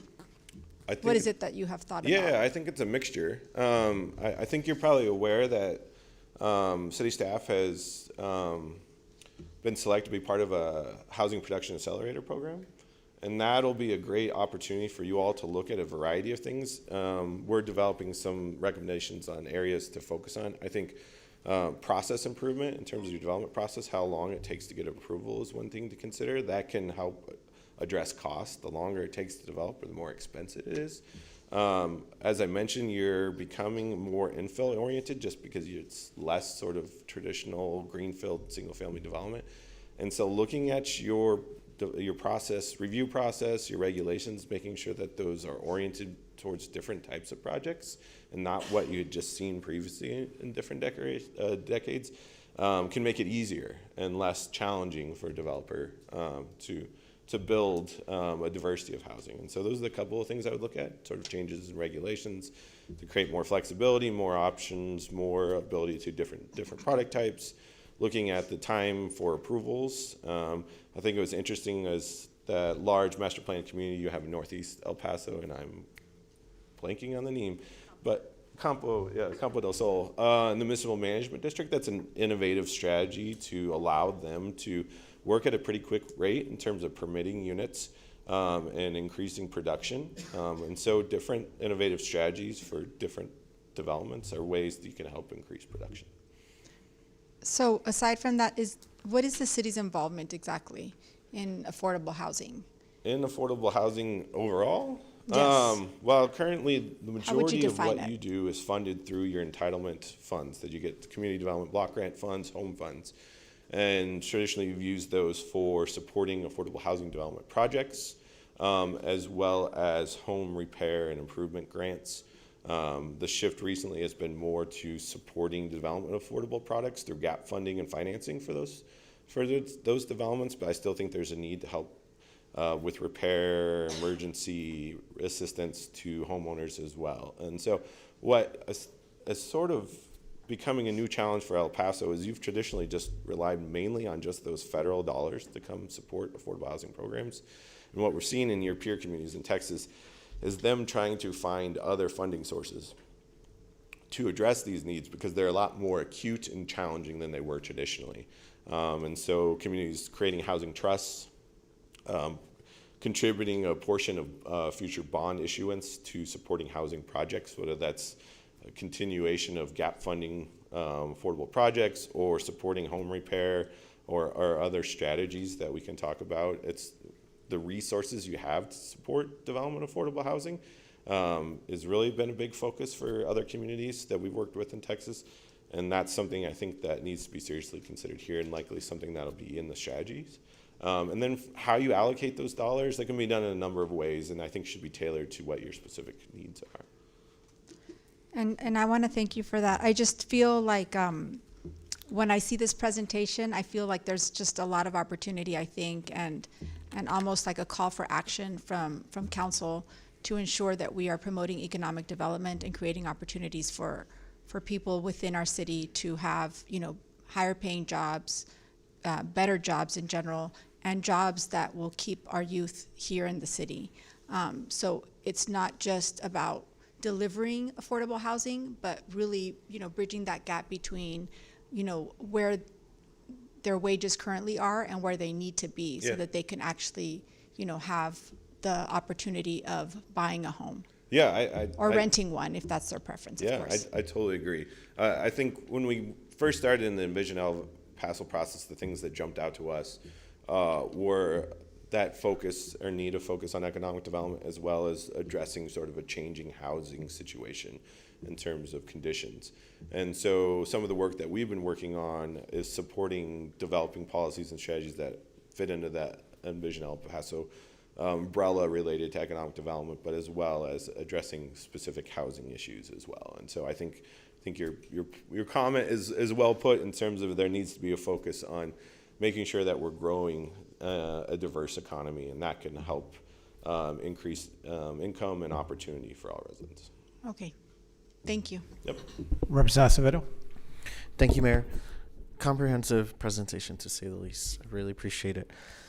As we were looking at slide 6 earlier, we're seeing the population growth in the city has stagnated, and that's been a topic of conversation in the media for the past few months at least. Mm-hmm. where do you see the county? Is it also stagnating right there? I mean, I see it stagnate for the last few years, but will it uptick a little bit more? Well, a couple things going on. I mean, the county did show growth, more growth than the city did.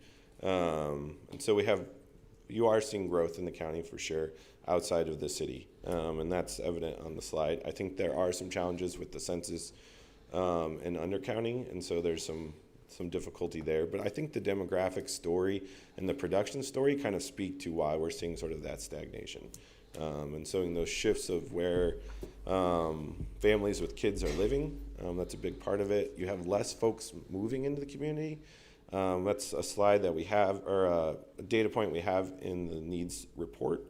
It shows immigration into the community, immigration most often driven by economic opportunity, to speak to the previous comment, as well as the rate of folks being born in the city has been declining as well. So you have less people living here that are having kids, and you have less new people moving in with kids. And I think that sort of compounds that. And then when you have some families choosing to shift outside of the community, that's, I think, the components of why we're seeing these changes, and really that drop of population has been largely in that younger cohort. And so the sprawl has been something that I've been concerned about for quite a bit now. And, you know, as I continue to talk to different people, I ask them why they chose to go outside of city limits to Horizon or anywhere in the county. And one thing that continues to come up in those conversations is that they wanted something new. Mm-hmm.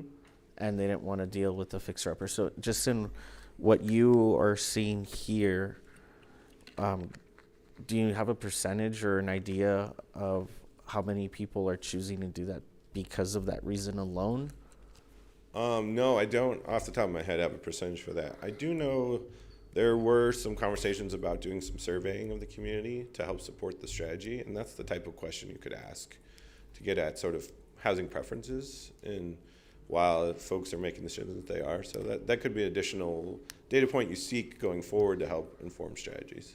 Yeah, I would appreciate that if we ever get into a survey of sorts. I think that could give us a better informed decision-making process, I guess, for infill, which on slide 34, it was really nice to see those numbers by sides of town. And so for me, that looks like a starting point for infill development, whether it's, you know, we're looking at policies that will change in the near future. We've worked with a consultant on our infill policy, so that's coming in the next few months, hopefully. Yep. And we could look at that in this sense, which for me, infill, at least for my district, I only share boundaries with EPISD, and there's a lot of schools that have been closed throughout my district. And on slide 10, I thought it was really interesting that you say, jumping all over, that closing schools make existing neighborhoods less attractive for families. Is that just something that you're speculating, or is that grounded in some sort of research, something that you've heard or seen? Yeah, I think it's grounded in both studies in other communities that we've done and have read, as well as some of the comments from the outreach that we've had too. It's challenging when you lose a neighborhood school, becomes a less sort of attractive option for a new family, because, you know, that's one of the major drivers of housing choices for families is definitely schools, and so the lack of the presence of one even becomes, you know, a challenge there. And not to say that there's lots of debate about housing closures and all of that, so not weighing to that, but just saying it is a challenge for neighborhoods. Yeah, I've done quite a bit of research on school closures, and that's not something that I saw come up a lot in the research, so that's why I was kind of flagging that for my own need to go look at it a little bit more, just because it's not something that is always considered. It's usually, you know, we're closing schools because we don't have money and we need to do this and this is a hard decision, but we're doing it. And then all these consequences happen after, right? And as I talked to constituents in the last round of school closures that happened last year in my area, they're like, well, now we have another school that's closed down the block. We already had one to our left, now we have one to our right. Can you make it into a park? And I'm like, well, I don't have any money for that, I'm sorry. And so it just speaks to the bigger comprehensive strategy where I see us working with the school districts across the city to look at infill and say, okay, well, we want to bring kids back in here, but then we also want to do something with your property, whether it's going to be housing or any other things that can be an asset to the community, because my constituents continue to tell me, you know, this is draining our neighborhood. It's ugly. There's blight. There's eyesores everywhere. So I'm just kind of throwing that out there as I was seeing your presentation. Yeah, I mean, that's one strategy we've definitely talked about is a partnership with the school districts to look at unused sites and what you might be able to do with that. We've done some work in other communities that are much different in El Paso, but where they've actually worked with school districts to build housing on their land to address affordable housing needs. I'm not saying that's necessarily what we would be proposing, but utilizing that land in a way to sort of reinvigorate the neighborhood, I think is a great idea and something we can consider. Okay, thank you, appreciate it. Representative Trejo? Thank you, Mayor. Thank you for this very comprehensive presentation. It's very good. I have a question on page 34, and you show the catch up and the keep up for Northeast. Do you have was the 1,200 homes accounted for that 12,000 homes that are being projected to be built in Northeast? Was that accounted for? No, this doesn't address those proposed planned new development. So that the fact that there is growing entitled development occurring out there would more than address the keep up need that you have. And that, I think that's great if they're producing more than your need, but that speaks to an opportunity that Northeast perhaps has that other areas don't, in terms of they have a large master plan development that's creating a great diversity of housing up there, and that could help address a number of needs. So, yeah.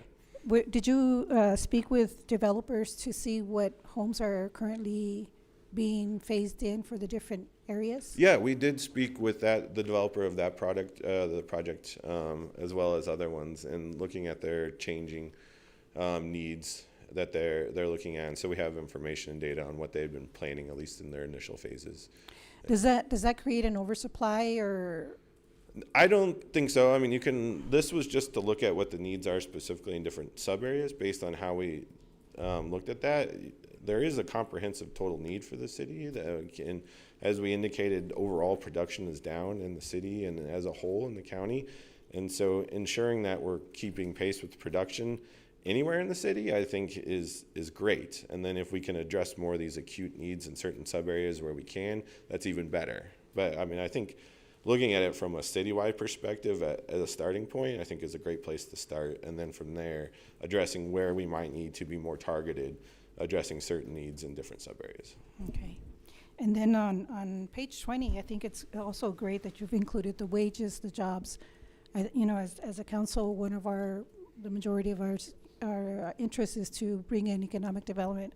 And this actually pinpoints where we should be looking at, right? What are the areas that we need to focus on to make sure that we're bringing in higher paying jobs? This is very good. Thank you. Representative Nino? Thank you, Mayor, and thank you for all your work that has taken into this.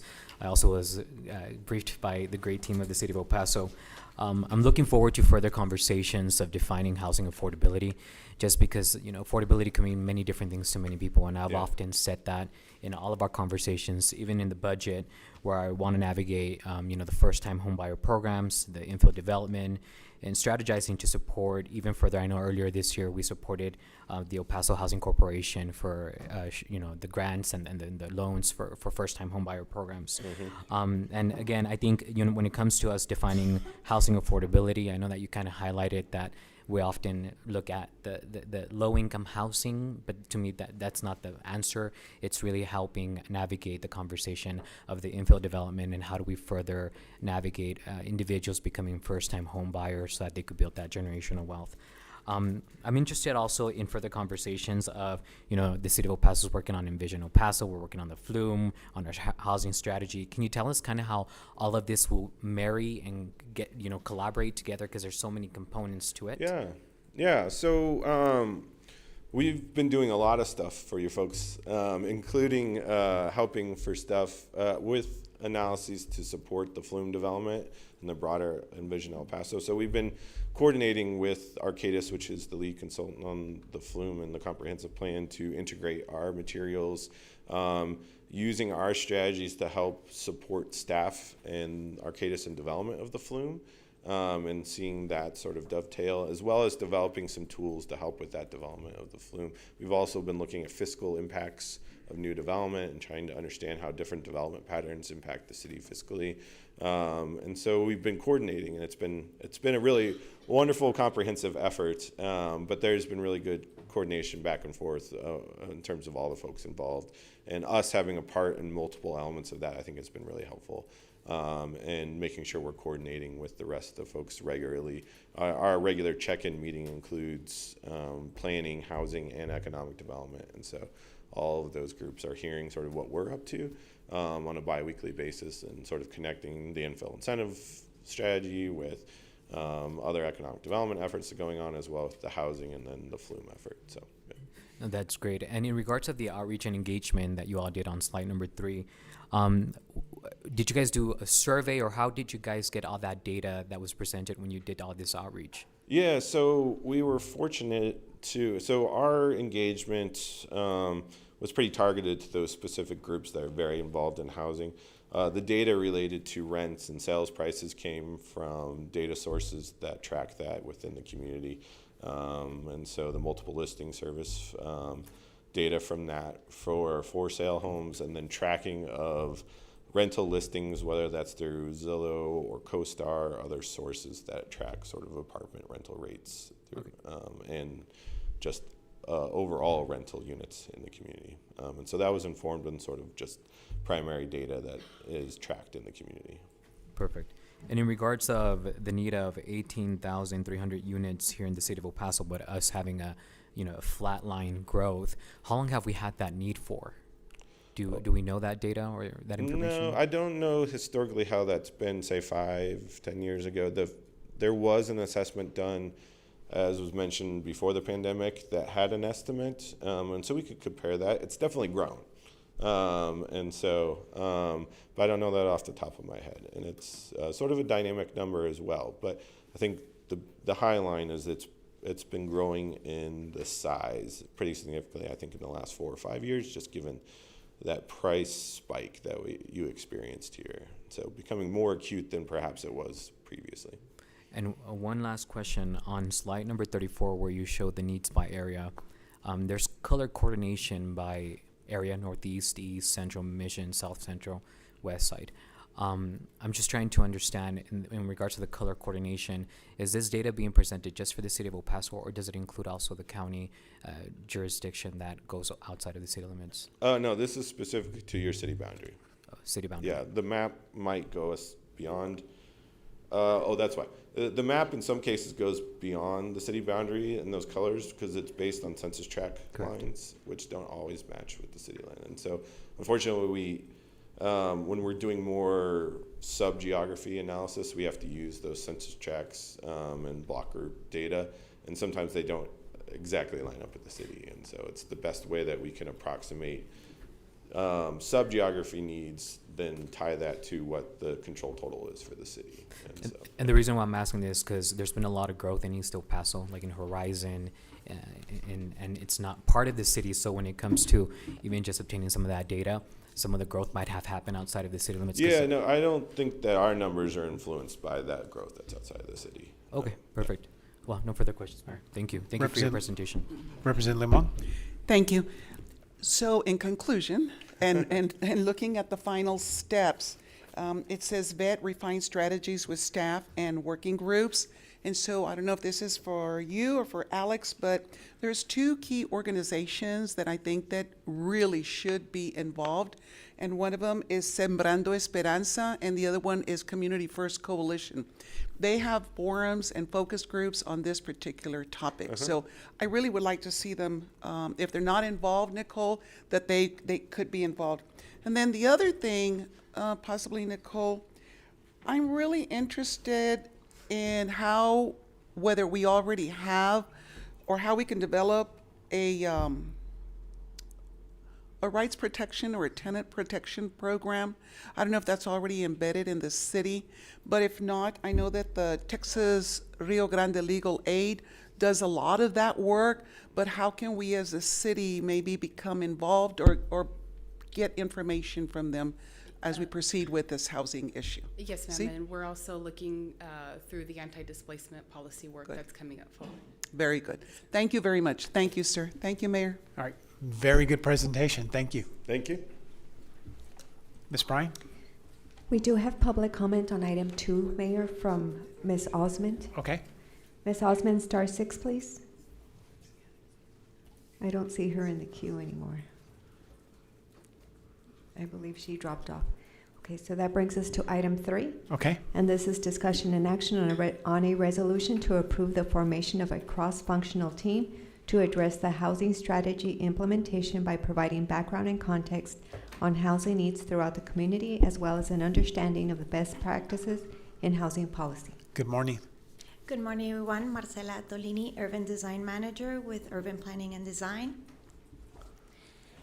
This presentation introduces the Housing Strategy Implementation Cross-Functional Team as a response to El Paso's housing challenges in a data-driven and action-oriented way.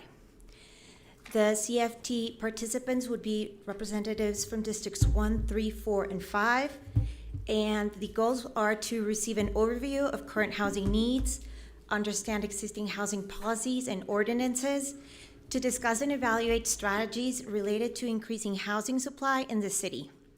The CFT will meet once a month and run through the adoption of Envision El Paso and the comprehensive plan update. The CFT outcomes are policy recommendations to bring to council and to the community for consideration, proposed building and zoning code amendments to increase housing production and lower costs, to propose economic incentives, and community engagement for a transparent outreach of policy recommendations and dedicated community workshops. The requested action to council is to formally approve the resolution to form the Housing Strategy Implementation Cross-Functional Team. Okay. Motion to approve. Second. Any questions from Marcel on this? This is great, by the way. Thank you. All right. No further questions, Ms. Bryan? We have public comment on this? We have Ms. Osmond signed up for this item. I don't see her in the queue. I don't see her phone number in the queue. Ms. Osmond, if you're in the queue, star 6, please. No, the phone number that I see in the queue is related to someone else. Okay. Ms. Bryan, call for the vote. Yes, sir. The motion was made by Representative Nino, seconded by Representative Canales. This is to approve the resolution on item 3. On that motion, call for the vote.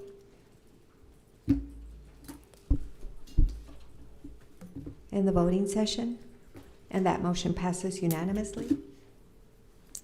Thank you.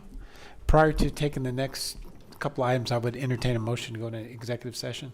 Motion to go into executive session for item number 4 and 5, Mayor. Is it to discuss items 4 and 5? What is No. it, Ms. Neiman? I mean, Ms. She'll tell us. We are requesting permission to move into executive session to go through items EX. 1, 2, and EX. 4 EX. for executive session. Yeah, one EX. and two. 1 and 2. At this time? Yes, ma'am. We would like to provide you legal advice before you take items 4 and 5 in open session. All right. There's a motion. Is there a second? All right. And this is for EX1, EX2, and EX4, correct, Ms. Neiman? Thank you. There's a motion and a second to return to executive session. All in favor? Anyone opposed? And the City Council of the City of El Paso may retire into executive session pursuant to Section 3.5A of the El Paso City Charter and the Texas Government Code, Chapter 551, Subchapter D, to discuss executive session item 1, statement of intent of Texas Gas Service Company, a division of One Gas Inc., to increase rates within the company's incorporated areas of Central, Gulf, West, North, and Rio Grande Valley service areas, OS-25-000282202, HQ number utility-67 under 551.071. Executive session item EX2, legal consultation regarding municipal transportation user fees, HQ number 23-1161 under 551.071. And executive session item 4, Joseph Pickett versus City of El Paso, cause number 2024 DCV 5250 under 551.071. These matters are taken into executive session under 551.071, consultation with attorney. It is 11:04 a.m.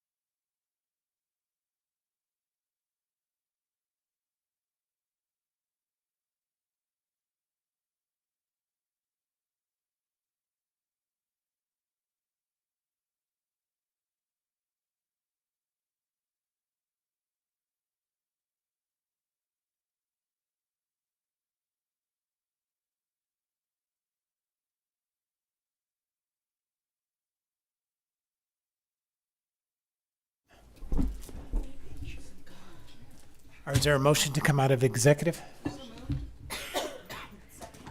There's a motion and a second to come out of executive session. All in favor? Anyone opposed? And the meeting is back in session at 12:19 p.m. And Ms. Bryant, I'm going to take item number 5 next. Yes, sir.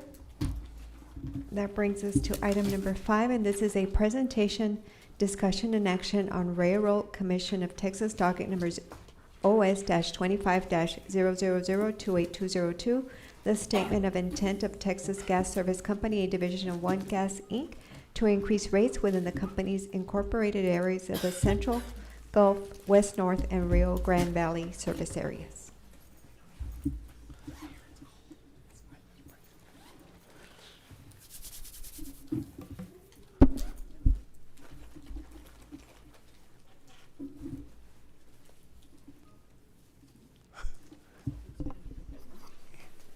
Good afternoon. My name is Stacy McTaggart. I'm with Texas Gas Service. I'm the Director of Rates and Regulatory Affairs. I didn't know if a city staffer was going to speak first or someone from the attorney's office, but I'm happy to just jump right in. How do we pull up the presentation? IT will pull it up for you. Magic, look at that. Yay. Do I advance it with this? The arrow. Okay. Thank you so much. I don't see the staff here to make the presentation.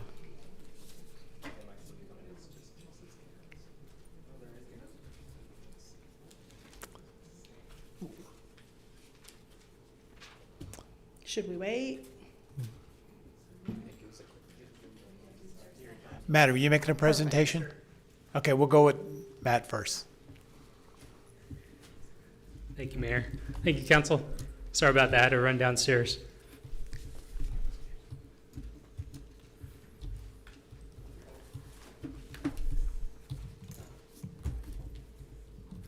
Okay, good afternoon, Mayor, Council.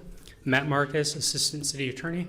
So I'm part of the city's utility regulation team, and so the purpose of today's presentation is to discuss and and for council to take action on TGS's, Texas Gas Service Company's rate case as it was initially filed, which consists of their request to increase rates, but also to consolidate their current 3 service territories in the state of Texas into a single statewide service territory with system-wide rates. So I'll be giving a brief overview of the case, some of the main issues, and members of Texas Gas, as you know, are here, and they will be providing a presentation and be able to answer questions from council and the public. Utility regulation is a specialized area of the law, very technical. So we've been analyzing this case since it was filed over the last several months with our utility team, which consists of our outside counsel, Don Davey and Norman Gordon, really experienced in this area of the law, and also expert consultants. So we do have a recommendation for council today, and that is to deny the rate case as filed. And I'll also be touching on the next steps going forward, because I do want to emphasize and make it clear that at the state level, the case will continue with the Railroad Commission of Texas, who has jurisdiction over gas cases, for their final decision, which we anticipate at the end of January. In this area of utility regulation, the city of El Paso does exercise, like other municipalities, its original jurisdiction over the rates of investor-owned utilities like TGS, but it's the Railroad Commission at the state level with appellate jurisdiction for the final determination. So the reason why we're here is because Texas Gas filed a rate case earlier this year. It is a comprehensive rate review that happens every few years. And that process, what it really is meant to do is to determine what their customers will pay for gas utility service on their monthly bills going forward over the next few years. And so now in this case, TGS filed, they are claiming a revenue deficiency. So what that means in this context is that their rates that are currently set are not enough for them to recover enough money from their customers in terms of the payments that the customers pay on their bills, to be able to cover all of their operation and maintenance expenses as a company, but also to earn a return on their infrastructure investments, like their service lines that be able to provide their service to homes and businesses. So as filed, one component of this case is their requested return on equity, which is at 10.4%. And that is an important part of this case. It's a driver of the increase. But I do want to focus on the main issue in this case, which is their proposal to consolidate those 3 service territories into one. That is a request that is harmful to El Paso ratepayers. But to better understand that whole aspect of consolidation, it may help to provide some visual images of their corporate structure and the service territories in the state. So Texas Gas, as you'll see here, is a division of a larger parent company, One Gas, that operates in Kansas and Oklahoma. But now in Texas, you'll see on the bottom line there has 3 distinct geographically separated service territories. So El Paso, circled there, is in the west-north service area. And here's a map to be able to show that, which is the blue section of the maps. You'll see those service areas sort of patchwork across the state.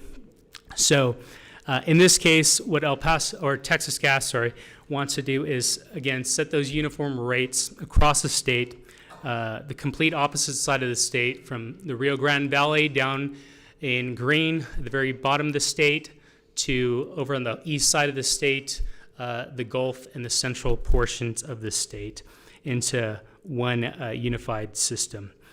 And TGS has mentioned, and it is true, that they have been successful in other rate cases, recent rate cases, to consolidate, but that's more on a smaller scale and a regional scale.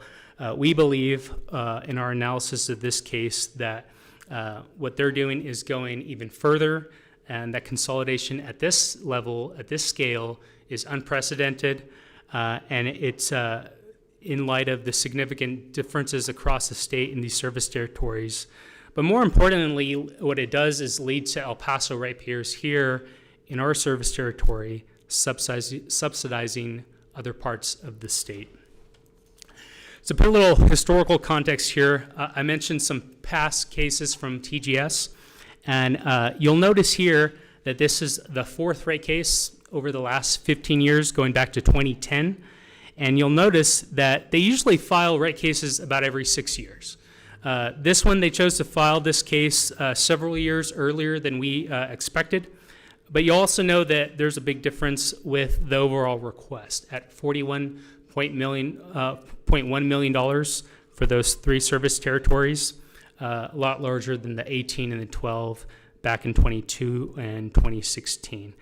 The city has been actively involved over the years in these type of cases to be able to help reduce the impact to our ratepayers here locally. So we are involved here, so not any different in that sense.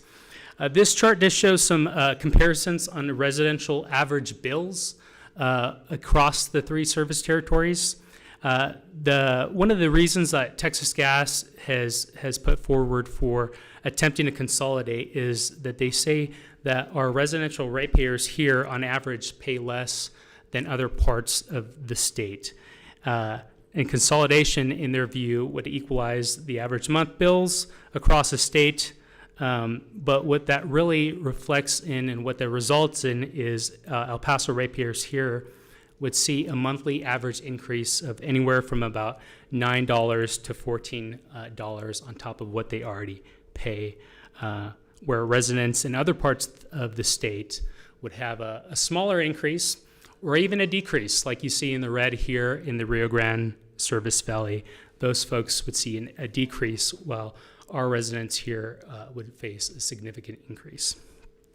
At the state level, the city has been actively involved and strongly opposed to this consolidation at the RRC for several reasons. And the problem is pretty clear when you look at this chart here, which is a comparison of what their requesting at that, like I mentioned, about $41 million, which will all fall on El Paso ratepayers, compared to what the increase request would be without consolidation, which is, in our view, more in line with the historical aspects of how they have treated this part of the state.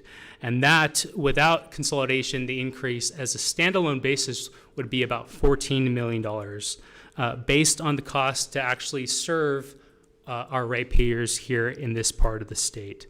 Again, more in line with what we saw in terms of increases back in 2022 and 2016. Significant difference when you compare those of over $25 million more.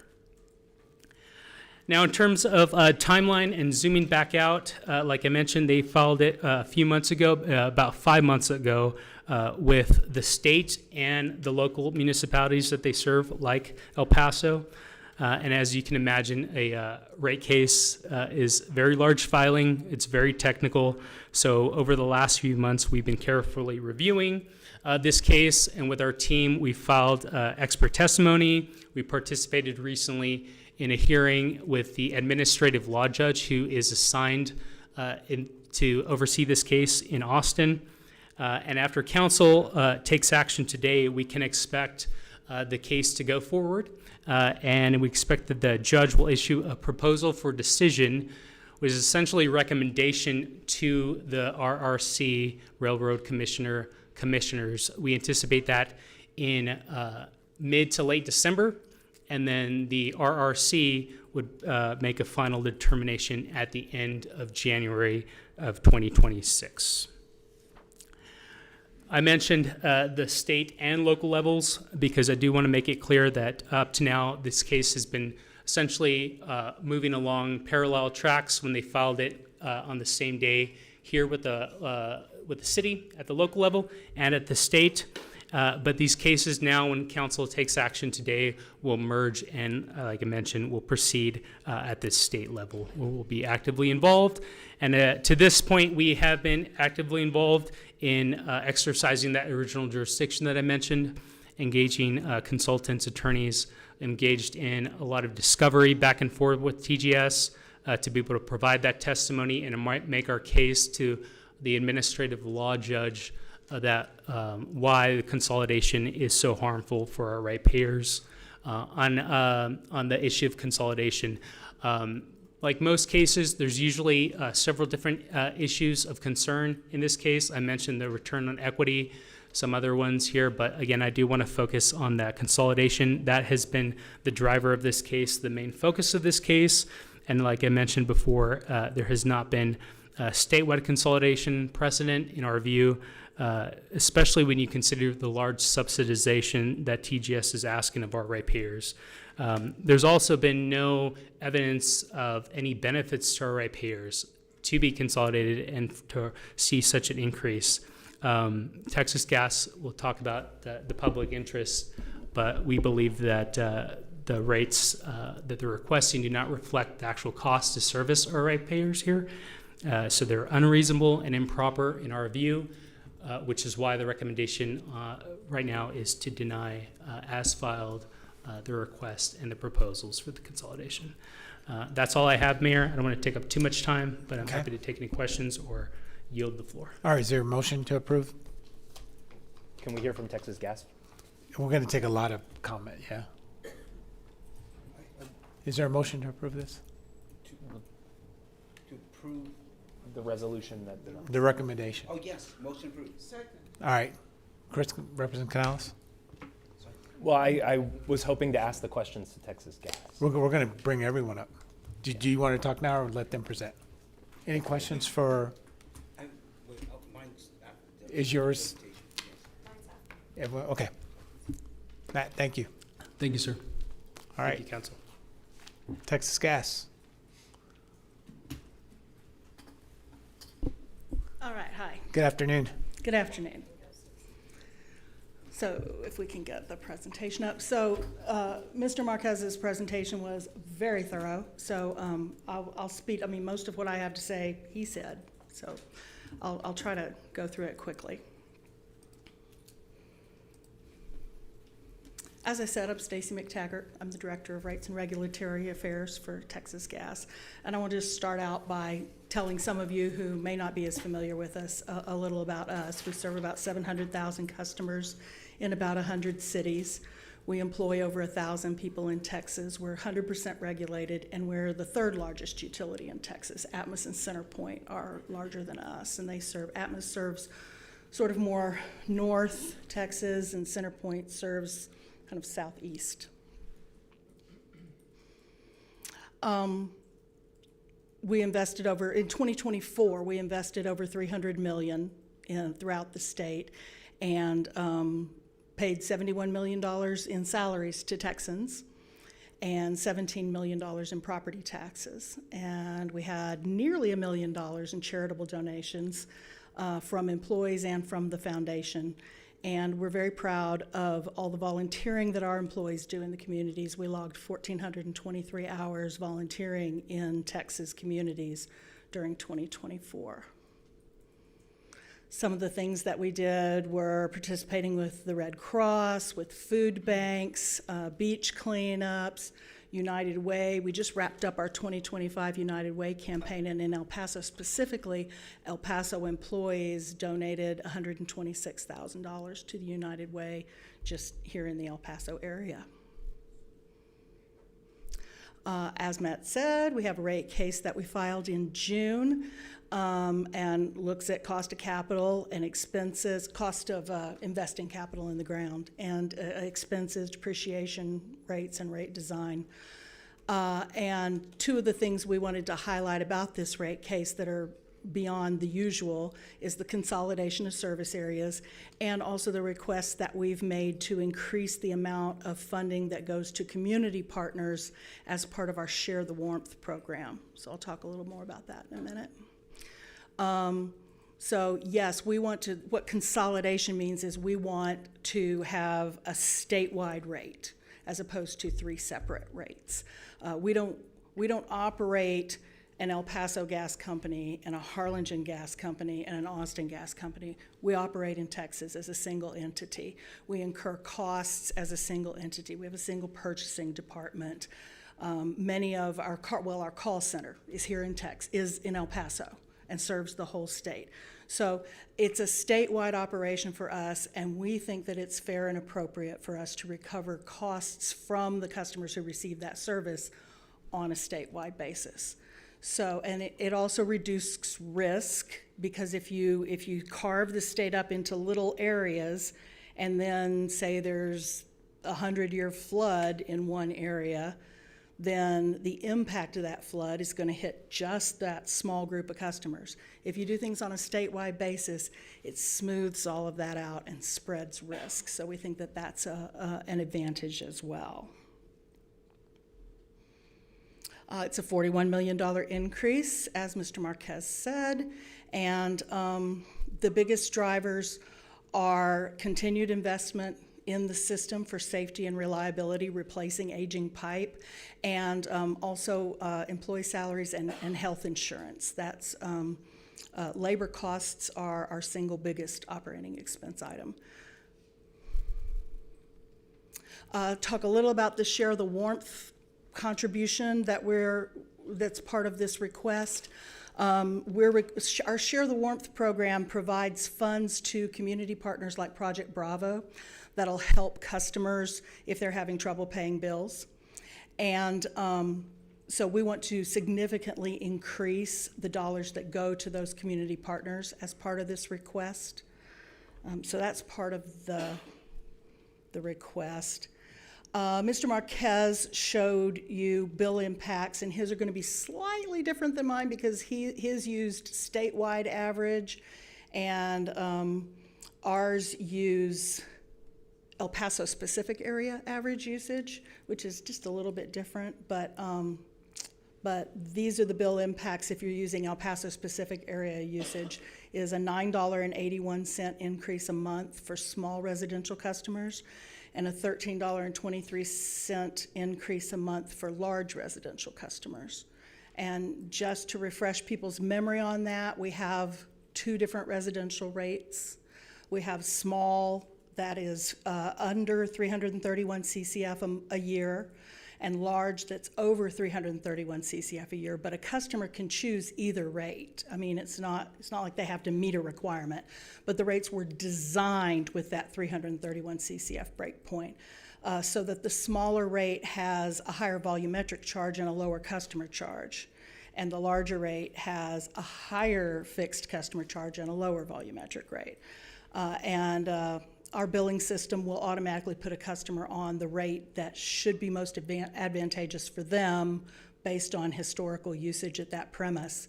But they can choose whatever they prefer. All they have to do is call customer service and request it. And our customer service reps will also work with them to help them, do some hypothetical calculations based on their usage to see what the different bill impacts would be. Mr. Marquez already went over the timeline, so I won't bore you with that. And in addition to our Share the Warmth program, we also encourage customers, any customer who's having trouble paying their bill. Sometimes people will say, well, that Share the Warmth thing is nice, but I don't qualify for that. We encourage customers to call our call center. Our call service reps are well-trained and friendly, and will work with any customer who calls. We will do pay arrangements.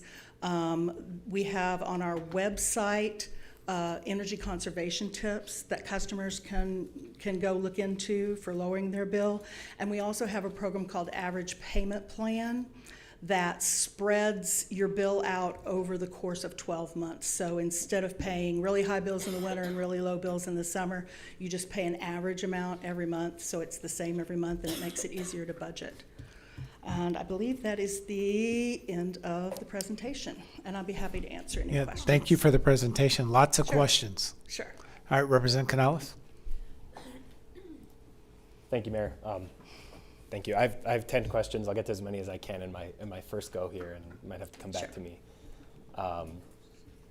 As clearly explained in your presentation, your filing proposes to merge the 3 existing kind of regionalized service areas into the one statewide service area.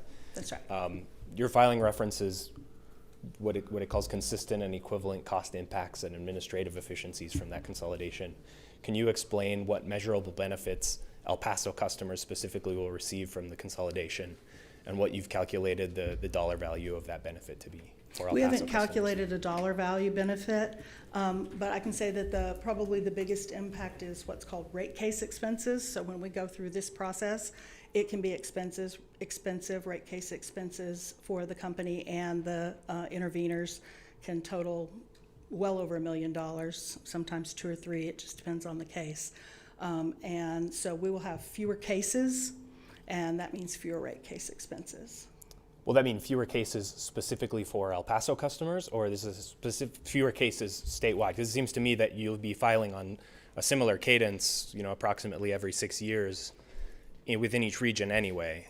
And so the only additional expenses that El Pasoans would incur otherwise, they wouldn't incur them because they would be rate cases filed in other jurisdictions. Well, instead of incurring rate case expenses every 6 years just for El Paso, they would, and it might or might not be 6 years, it could be 3 Right, years, of course. 4 years, but whatever.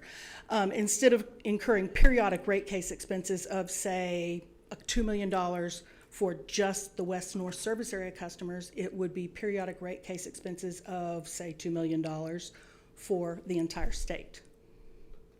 So it would cut rate case expenses for El Paso customers specifically by a third. But are El Paso customers currently paying rate case expenses for other service areas? No, So I don't see where the reduction would happen. because the rate case expenses for a statewide case would be similar to the rate case expenses for just a West-North case. I see. So it would be a reduction to Texas Gas, but not a reduction for El Paso ratepayers. Rate case expenses end up being paid by the customers. So Within the specific service area that they apply to, though, correct? within, whatever the territory is, the rates are set for. I see. So we can leave it there, but I'm still not seeing where the reduction would happen if they're paying rate case expenses either 1/3 of the share of the statewide or just our own without the consolidation. Because just your own without the consolidation is $2 million, and statewide is 2 million, but you would only pay a third of that. I understand. Okay. Rates are supposed to reflect the actual cost to serve. That's right. Your filing states that TGS operates the same way statewide, but operations and cost to serve aren't like quite the same thing. They're not exactly the same.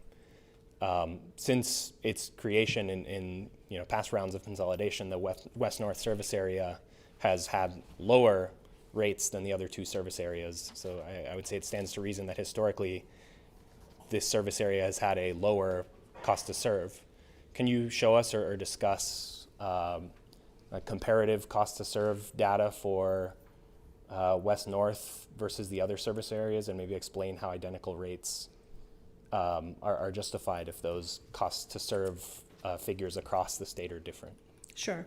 Yeah, I don't have figures here or a presentation here comparing the cost to serve or the current rates in the different areas. One of the slides had the current rates in the different areas. The cost, these rates that we're requesting, they are based on our cost to serve. So it's our cost to serve statewide. You're talking about the difference between a cost to serve statewide versus how much is allocated to any particular service area. So it's not a question of a difference in the cost to serve, it's a question of how that cost to serve is apportioned among the service areas. And currently, even though it costs us the same to provide the service to any given service areas, well, first of all, El Paso had a rate case most recently, longer ago than the other two service areas. They've had rate cases more recently. So their rates are higher partly because of that. And then for RGV in particular, their rates are higher because it costs the same to serve down there, but there's fewer customers, more spread out. So rural customers are at a disadvantage compared to urban customers where it's more densely populated and they get more economies of scale. And we think that it's fair for customers to pay the same for the same service, regardless of whether they happen to live in a rural area versus a city. Okay, but the folks in the rural areas of the West-North service area are paying the same, the impact to them is the same as, say, somebody living in downtown El Paso? Yes. Yes, for people who are currently in the West-North service area. So that distinction only applies in that the kind of general makeups of the different service areas have a little bit of a different allocation of, or a difference in distribution between urban and rural? Yes, I think that's an accurate way to say it. Okay. You're also requesting a 10.4% return on equity in this case. The city's expert in our filing recommends something closer to 9%.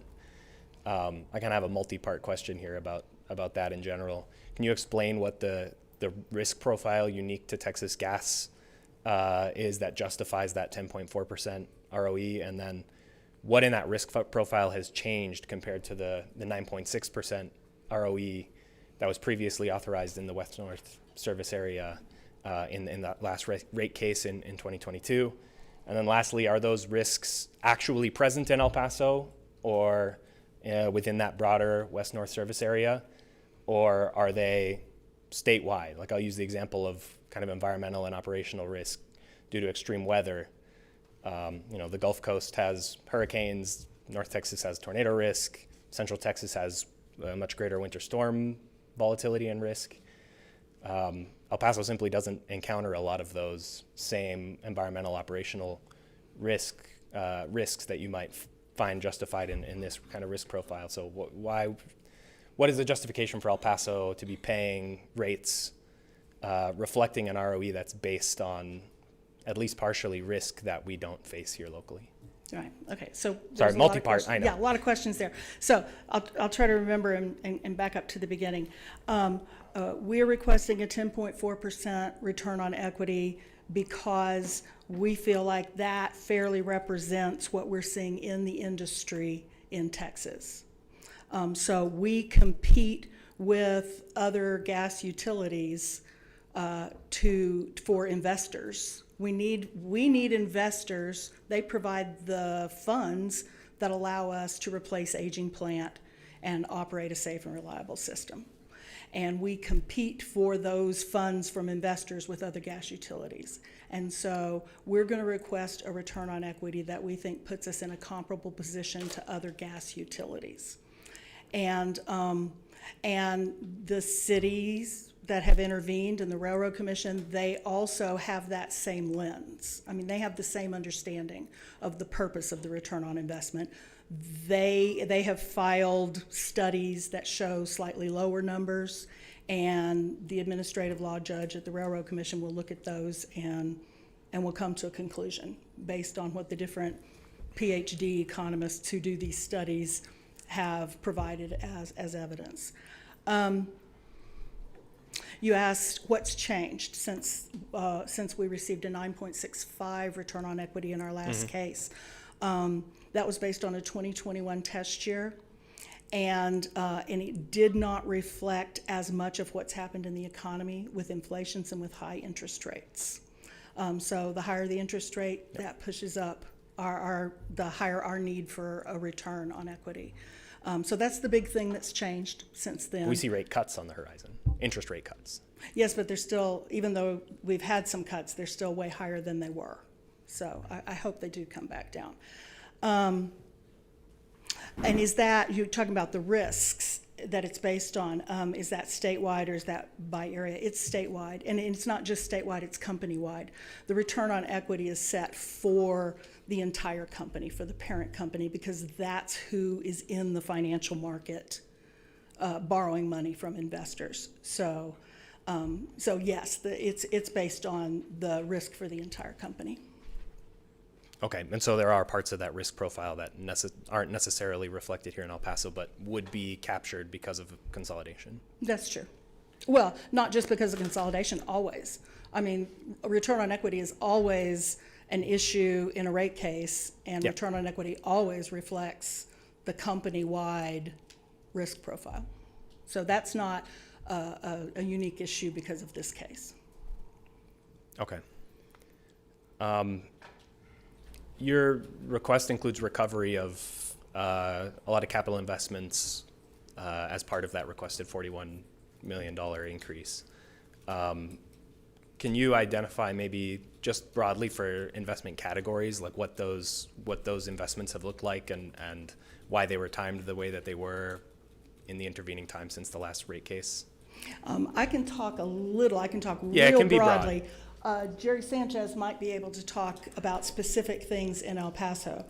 But we spent, as I said, we spent about $300 million in capital statewide last year. We spend about that much every year. We go through an extensive capital budgeting process. It's risk-based in terms of age of pipe, material of pipe, whether or not leaks have been repaired on that pipe. And it's a very robust process, and a very extensive capital budget gets put together for each year. And it's going to be, I think, 70% or more related to replacing aging pipe. And then the other 30% is going to be like government relocations, IT infrastructure, vehicles, and then some amount for growth. But I want people to know that our expenditure for growth of the system is only to the extent that the revenue from that growth will pay for itself, so that other customers don't have to pay for growth. If a growth project costs more than the revenue is going to cover, then the customer or the developer who's requesting the extension has to pay the difference. Understood. Can I get one more in, Mayor? I'll tee you up on the next one. I'll give you some extra time on the other end. Understood. Thank you, Mayor. Before I Thank move you. on to Representative Fierro, we have State Rep Vince Pettis here, and I want to give you an opportunity to come up if you wanted to say anything. Vince?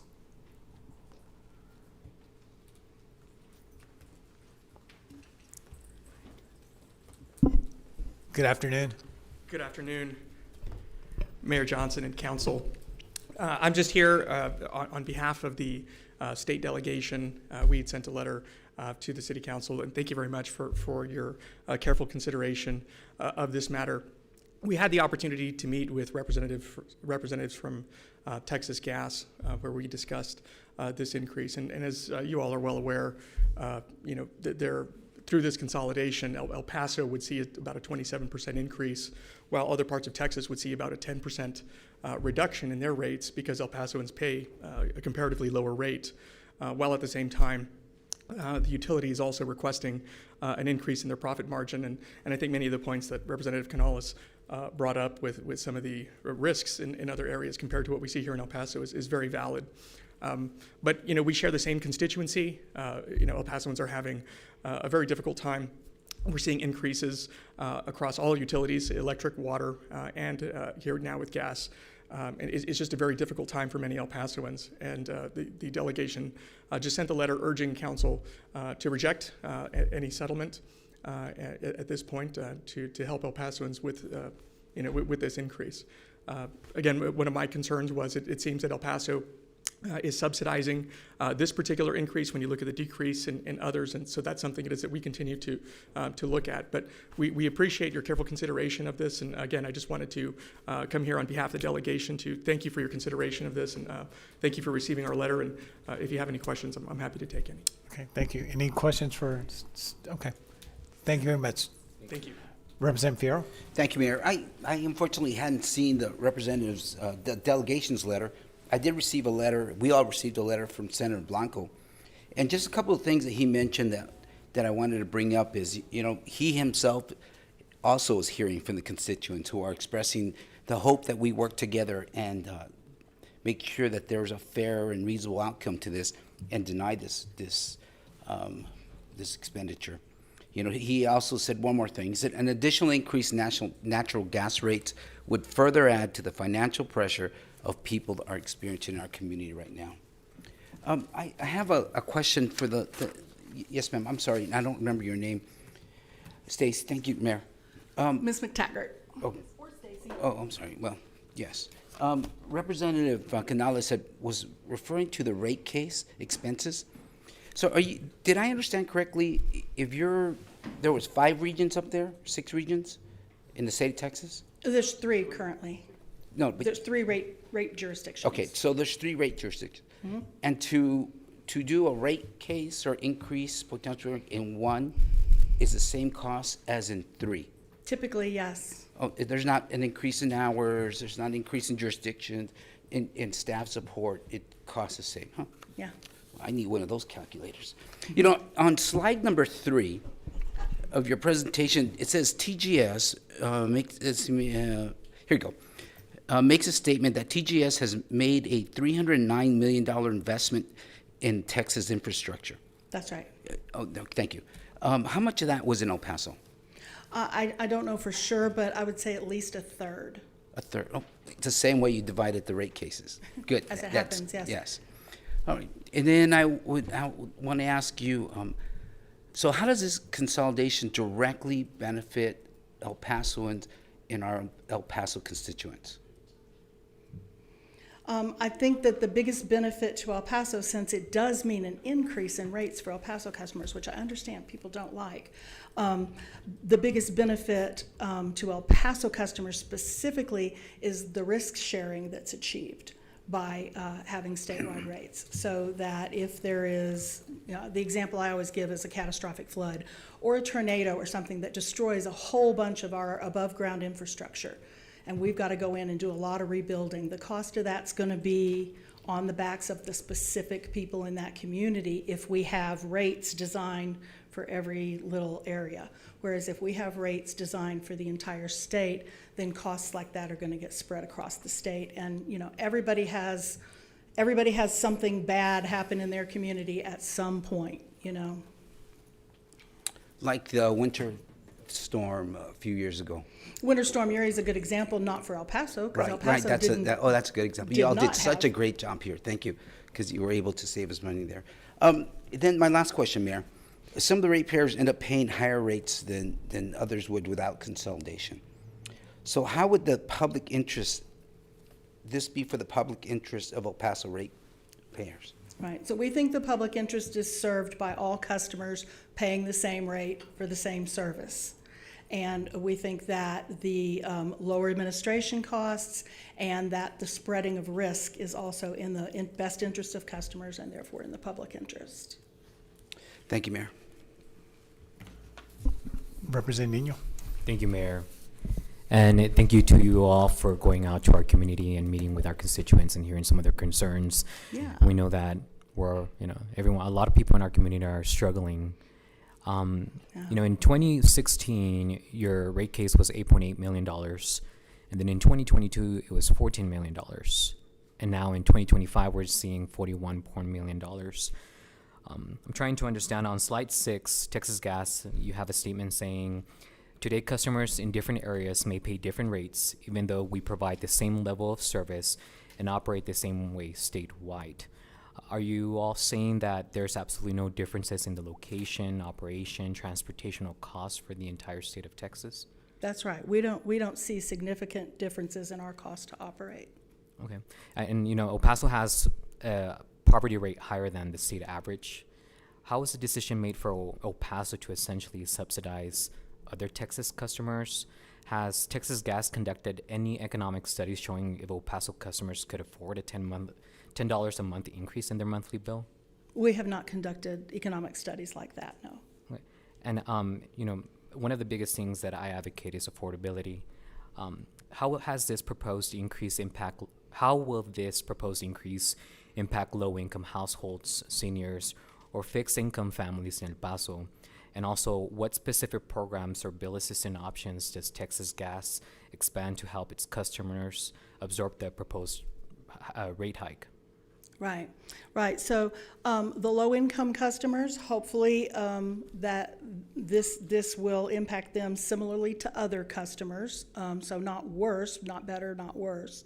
If they happen to be smaller homes, perhaps the impact will be a little lower than the average impact.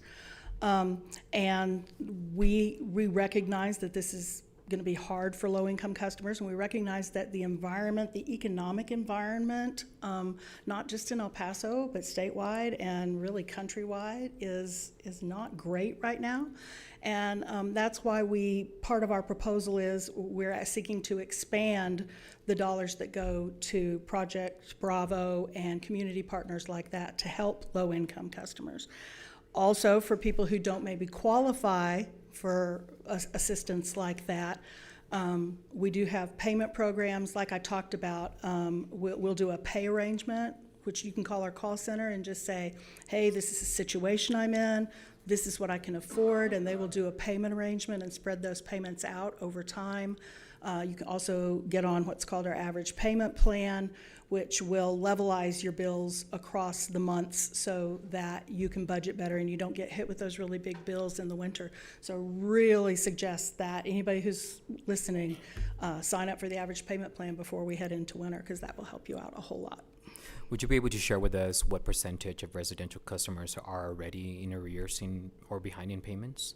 We don't have a lot. We work with everybody that calls us up, and I don't have figures, but I had someone from our call center operation telling me a couple of weeks ago that it's not super high. And would you be able to share any steps taken by Texas Gas Service to reduce its own operating costs before passing additional expenses to its consumers? Sure, yeah. Affordability is really important to us. Natural gas is one of the more affordable energy options, and we're proud of that. And trying to remain affordable as we can is super important to us, and our employees are always encouraged to look for ways to, improve costs and stuff. And so, like, one example that I like is line locating. We had outside contractors doing our line locating in almost all areas, and the price of contractors was going up in the last few years. And so we hired employees and brought all the line locating in-house, and even paying a good living wage and health insurance and stuff, we're able to do it in-house cheaper than those contractors were, and we actually have a much better record in terms of locating, in terms of line hits. If a line locate isn't done accurately, then you might have a hit line, and we have we're doing much more accurate line locates than the contractors were, and we've saved money. And that money savings is reflected in the filing that we filed this year. Thank you for that. And would you be able to share any alternative options that Texas Gas has considered before filing this specific rate structure, specifically such as maintaining regional distinctions? I mean, I do think that there's a lot of different regions that you all provide service, and El Paso's economic climate, everything is very different than almost the rest of Texas. So when we filed a consolidated, proposal, and then we also filed 3 individual separate proposals. So we filed both ways, and ultimately, of course, our proposal is the consolidation, but all the data and the numbers and the calculations are there for 3 separate standalone rates as well. And so ultimately, our regulators, you all and the Railroad Commission, can make a final decision on that. Okay, thank you for that. I have no further questions. Thank you. Representative Chavez? Thank you, Mayor, and also thank you for going out to District 1 and doing a presentation for my constituents. Sure.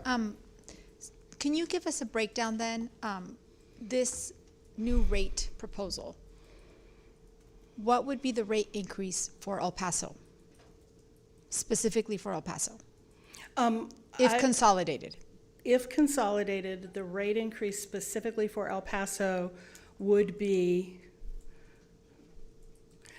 I don't have those numbers in front of me. You might. Okay. Or they might have been in Mr. Marquez's presentation. Of the 41 million requested, what El Paso would be burdened with? Right. I don't know that specific number. Okay. But it's the largest portion, for sure. Okay. And how would that compare to other cities that would be consolidated with us? So if you were consolidated, the West-North service area would be paying the largest share of that $41 million increase. The Central Gulf service area would be paying a smaller portion of the increase, and the Rio Grande Valley would be actually getting a decrease. And I think Mr. Marquez's presentation may have had those numbers, but I don't have them off the top of my head. And then on a standalone basis, Mr. Marquez had those numbers. El Paso would be getting a $14 million increase. So out of the 3 areas, just to recap what you just mentioned, El Paso would be getting the largest increase. That's right.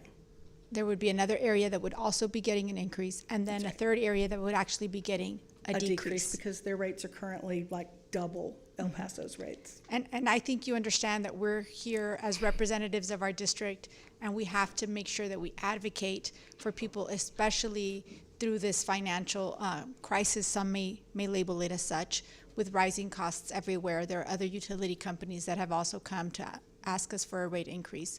So how does Texas Gas justify that? Because just the thought of it, just even saying it here out loud in front of some constituents that are here in the audience and others that have, joined us virtually, how does Texas Gas justify that, to a city that's already facing a lot of adversity financially? Right. How do you justify asking the public for this type of rate increase, a 27% rate increase to our community? Right. Yeah, I do understand. I absolutely understand your responsibility as city council members in El Paso, and I understand how the citizens of El Paso feel when they see that 27% on the notice. And so there's a lot of different things I would say about that.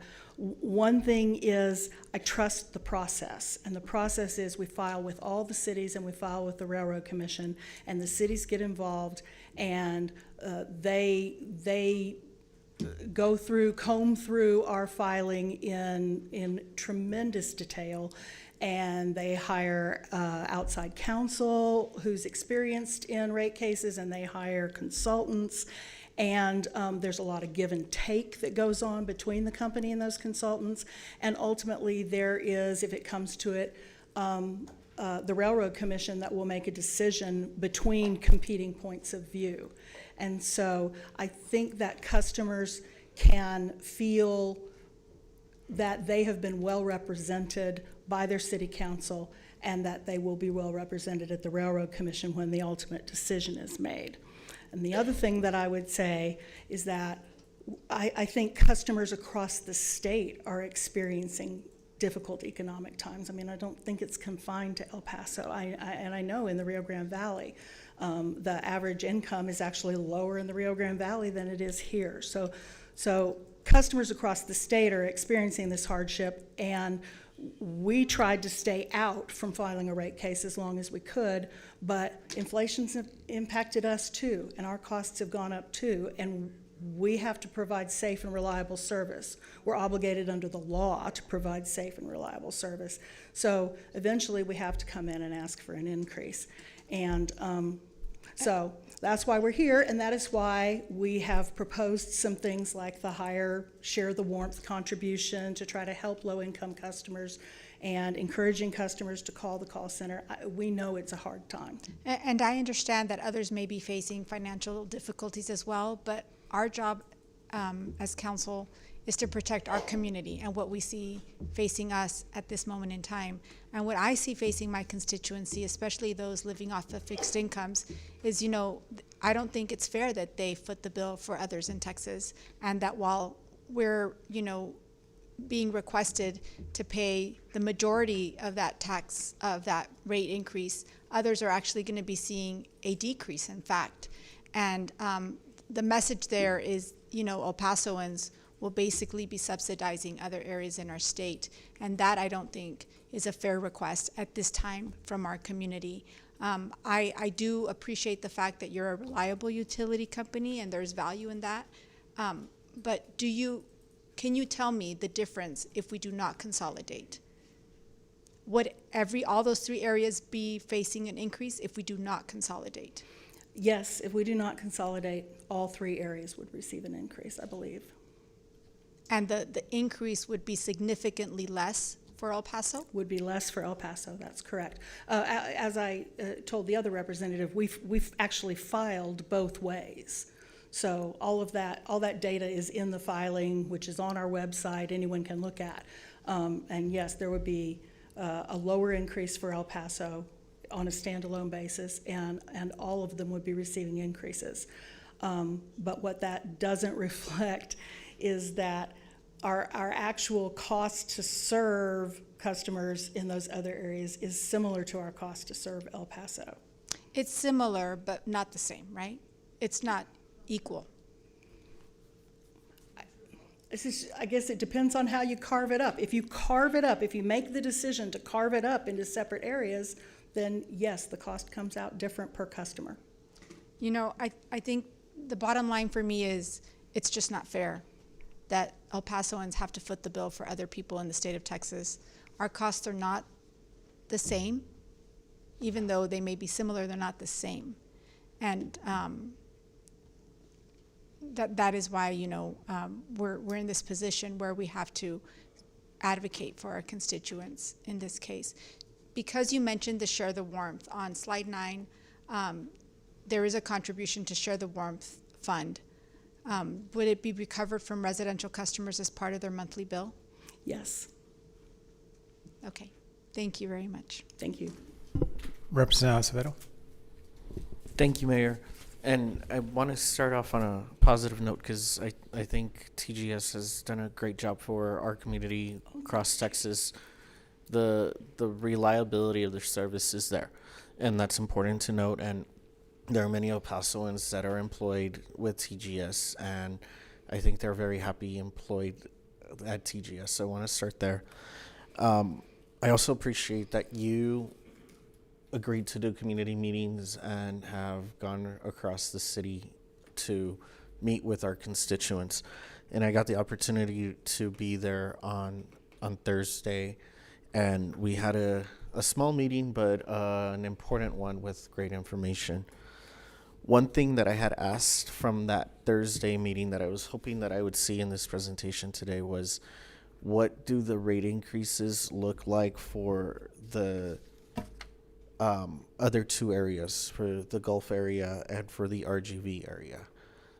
And because we're seeing here from what you've stated today, El Paso is going to have the brunt of this increase of the $41 million. RGV is going to have a decrease, and then the Gulf will have a small portion smaller of that increase, 41 million. I would love to see that broken down by numbers. I think you don't have the numbers with you today, but I think the public deserves to see that from a transparency point of view. We need to see, okay, out of the 41 million that you're asking, is El Paso going to do 30 million, and then the Gulf is going to do the other 10 million? It seems like that to me, but we don't have those numbers today. So I guess if you want to say something to that, and if you know what increases have happened in the other two areas, that I'm assuming that's why they're not getting big increases in this rate case? That's right. The Rio Grande Valley had an increase about a year and a half ago, and Central Gulf had an increase about 9 months ago. And I don't remember off the top of my head what the size of those increases were, but they have had increases more recently, and so that's a big piece of it. And then for this case, again, I don't have the specific numbers in front of me, but Rio Grande Valley would be getting a decrease, and Central Gulf will be getting a much smaller increase than the El Paso customers. And one question that I still have from the Thursday meeting that we had with my constituents is, you've done this about every 6 years. You're coming in at 3 years. Can you give me a succinct answer as to why that's happening? Inflation. Inflation. Yeah. Okay. Yeah, we're usually able to stay out longer because our costs go up a little every year, but they don't go up a lot every year, especially, back when inflation was like 1% or something. That was wonderful. And we just haven't been in that environment in the last few years. Okay. And, the public may be watching at home. We have a pretty full room here. There's a lot of media here. And one overarching theme that I see from my colleagues asking questions is consolidation. And so I wanted to bring, if IT could bring up slide 5 from Mr. Marquez's presentation, the first one for this item.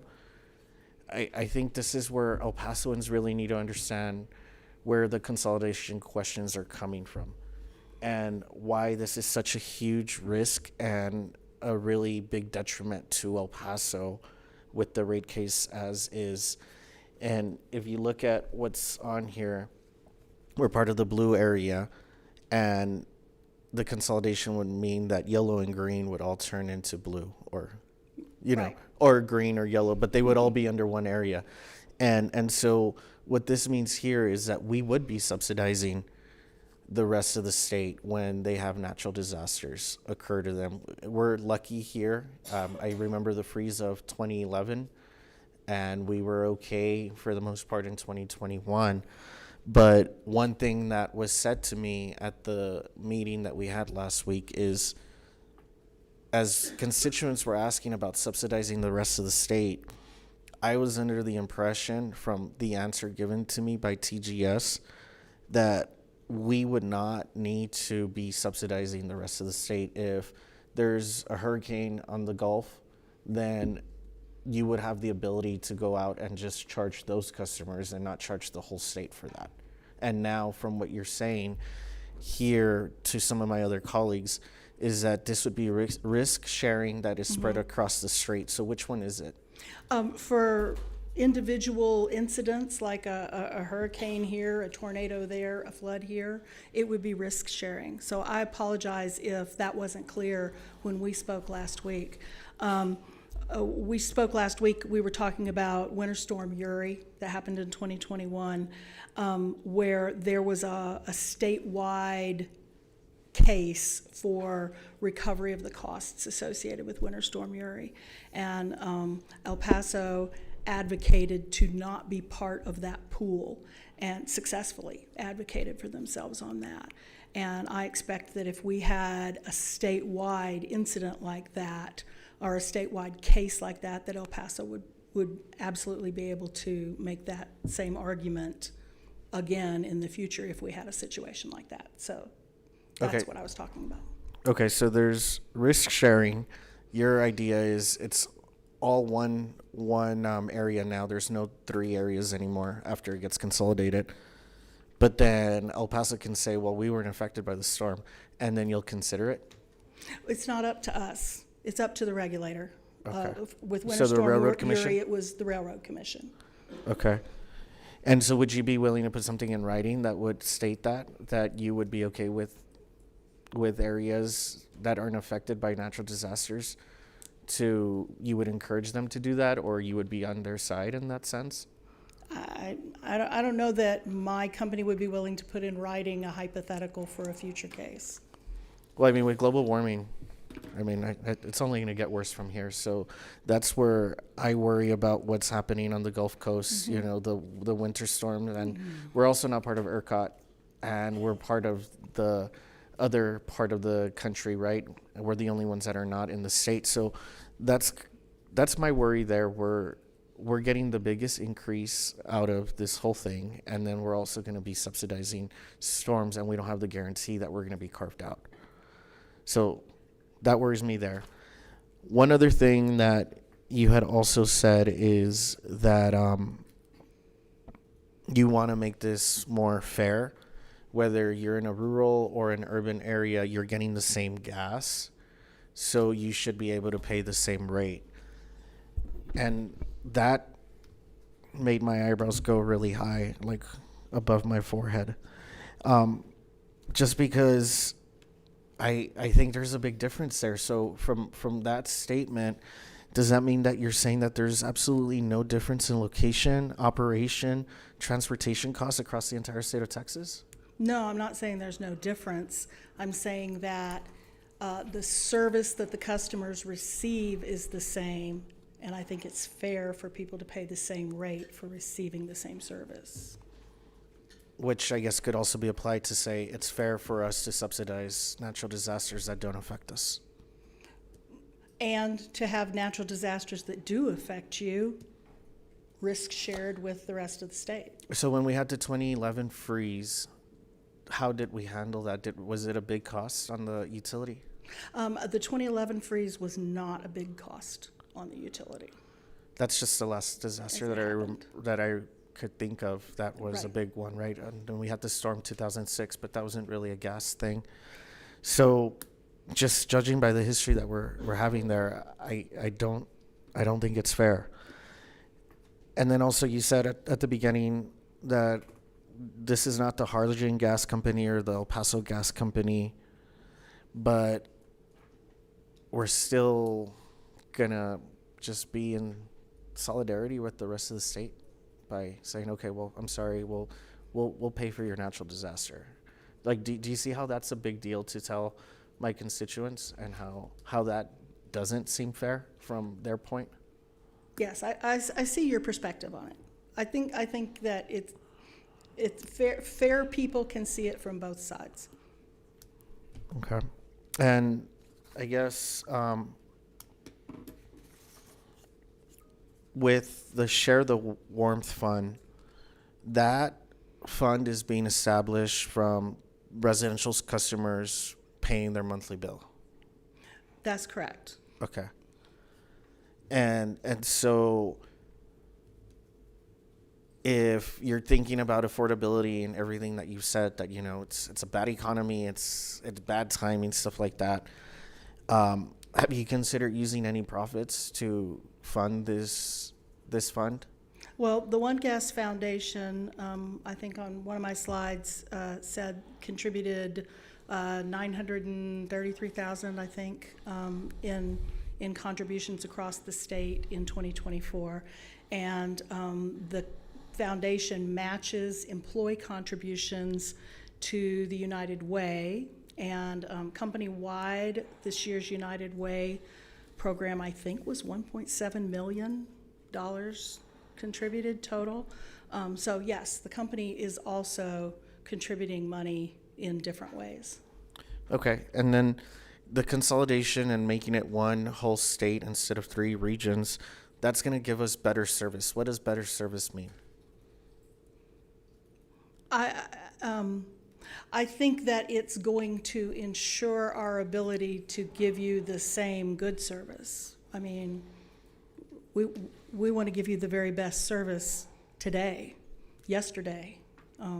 So I think it will better ensure our ability to continue to give you excellent, safe, reliable service. That sounds like no change. It sounds like no change between having three In areas terms or of one the quality area. of your service, no, sir. Or- I don't believe that the quality of your service would be negatively impacted. So what would be the positives of having one area versus three? The positives are, we think it's fair for the same customers receiving the same service to pay the same rates. So it's fairness as far as we're concerned. And also there's some administrative savings and the risk sharing, which we think is a benefit, but is not appealing to you. What are the administrative savings? Mostly the rate case expenses that we talked about earlier. Okay. Yeah, I don't think that's a very strong argument, because I mean, if somebody is in the Gulf and they call, who picks up the phone? Somebody in El Paso. Yeah. Yeah, so I think that's already happening with three areas rather than just one. Yes, And- absolutely. We operate, that's why we're asking for our rates to be statewide. We already operate statewide. So yes, absolutely, that's already happening. Yeah, I don't know. There's a lot of holes here. And I just worry about not having all those numbers. And I would really like if you could work with our city staff to give us those numbers so the public knows out of the 41 million that you're asking, El Paso is going to be X amount, and it's the largest amount. This needs to be very transparent. But All right, I thank you. appreciate you Yeah. taking questions. Representative Trejo. Thank you, Mayor. And thank you also for coming out to our district. Sure. Just this past week. And you all heard directly from our constituents, you know. Yes, we did. Yes, we did. And, you know, I can see that was difficult, right? Oh, to it was hear. very impactful. I mean, Yes. people are struggling. Yes, people are struggling. You know, in my district, we have many seniors. But one of the things that stood out to me was also a family man who spoke up, right? I remember exactly who you're talking about. He spoke Yes. up. He's a family man. He works. He has a disabled child. Mhm. His wife can't work, and so he was like, "What do I do? What do we do? Yeah. What do we do in this situation?" Has TGS conducted an economic study showing that El Paso customers can afford this increase? No, we haven't conducted a study like that. As I say, I spoke just a couple of weeks ago with someone in our customer service operation who told me that, no, we don't have a lot of people in arrears right now. So I have that data point. It doesn't currently seem that there are a lot of customers who aren't able to pay their bills. But we do have, that's with current rates. Right. But with Yes. changes in rates, you know, it's not only the gas company, we have other utilities that are Right. looking at increases. And so this is definitely going to affect those who are on a fixed income. Yeah. On slide slide 11 shows that the average monthly increase to El Paso ratepayers will be about $10 for the small residential home. How much is the increase in other service areas? This is going to be in my, it's not in there. I want to say, I'm doing this off the top of my head, I want to say that the increase in Central Gulf is $4, and then in Rio Grande Valley is a decrease, and I don't remember the amount of the decrease. One of the things that was mentioned is spreading the risk. And Acevedo spoke quite a bit on this, but when you look at El Paso being low risk, weather related, you know, we don't have hurricanes. We rarely, if not, have tornadoes. Our bad weather storm, system infrastructure, things like that. Those are not things that are typical to El Paso. And so given that specific risk in El Paso currently facing, how would that make that risk pooling beneficial for El Paso? It would not be beneficial if El Paso never experiences an expensive, unusual occurrence. I would be surprised if El Paso never experiences an expensive, unusual occurrence. But if they never did, then the risk sharing would end up not benefiting them. When was the last time there was some issue with El Paso as far as weather-related infrastructure or anything like that? The two that I'm aware of are the 2011 freeze and the 2006 flood.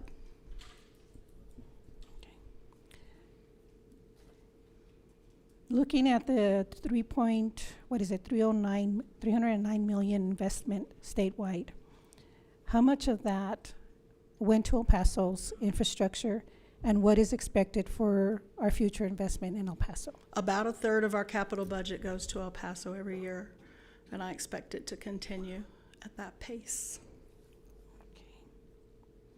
And then going back to the administrative efficiencies, what would be the result of the consolidation for those administrative efficiencies? The primary administrative efficiency is the rate case expense that we've discussed. All right, thank you. Representative Limon. Thank you, Mayor. Thank you, Ms. McTaggart, for Thank the you. presentation today. I just have 3 quick questions. I'm not Okay. going to be long here. But could we go back to your slide 11? That if they Okay, could bring yeah, it back we're up. right there. Okay, there it is.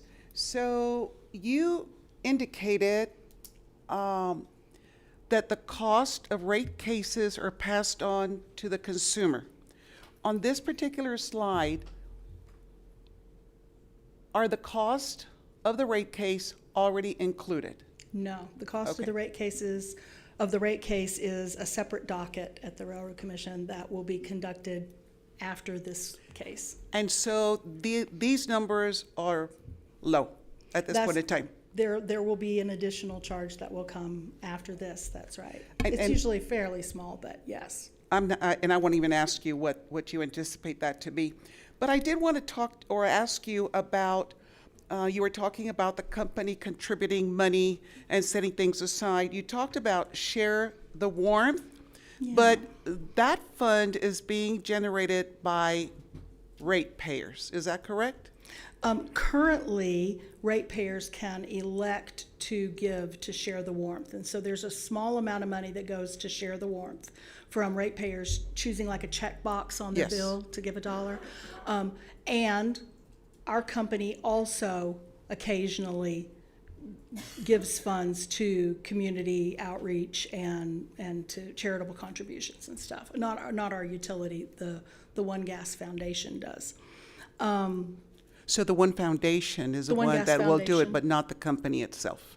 That's right. Okay. That's right. Well, then let me continue then. When you also talked about the United Way, generally United Way funding comes from the employees. Is that correct? And then our One Gas Foundation matches. And the foundation matches. Okay. That's right.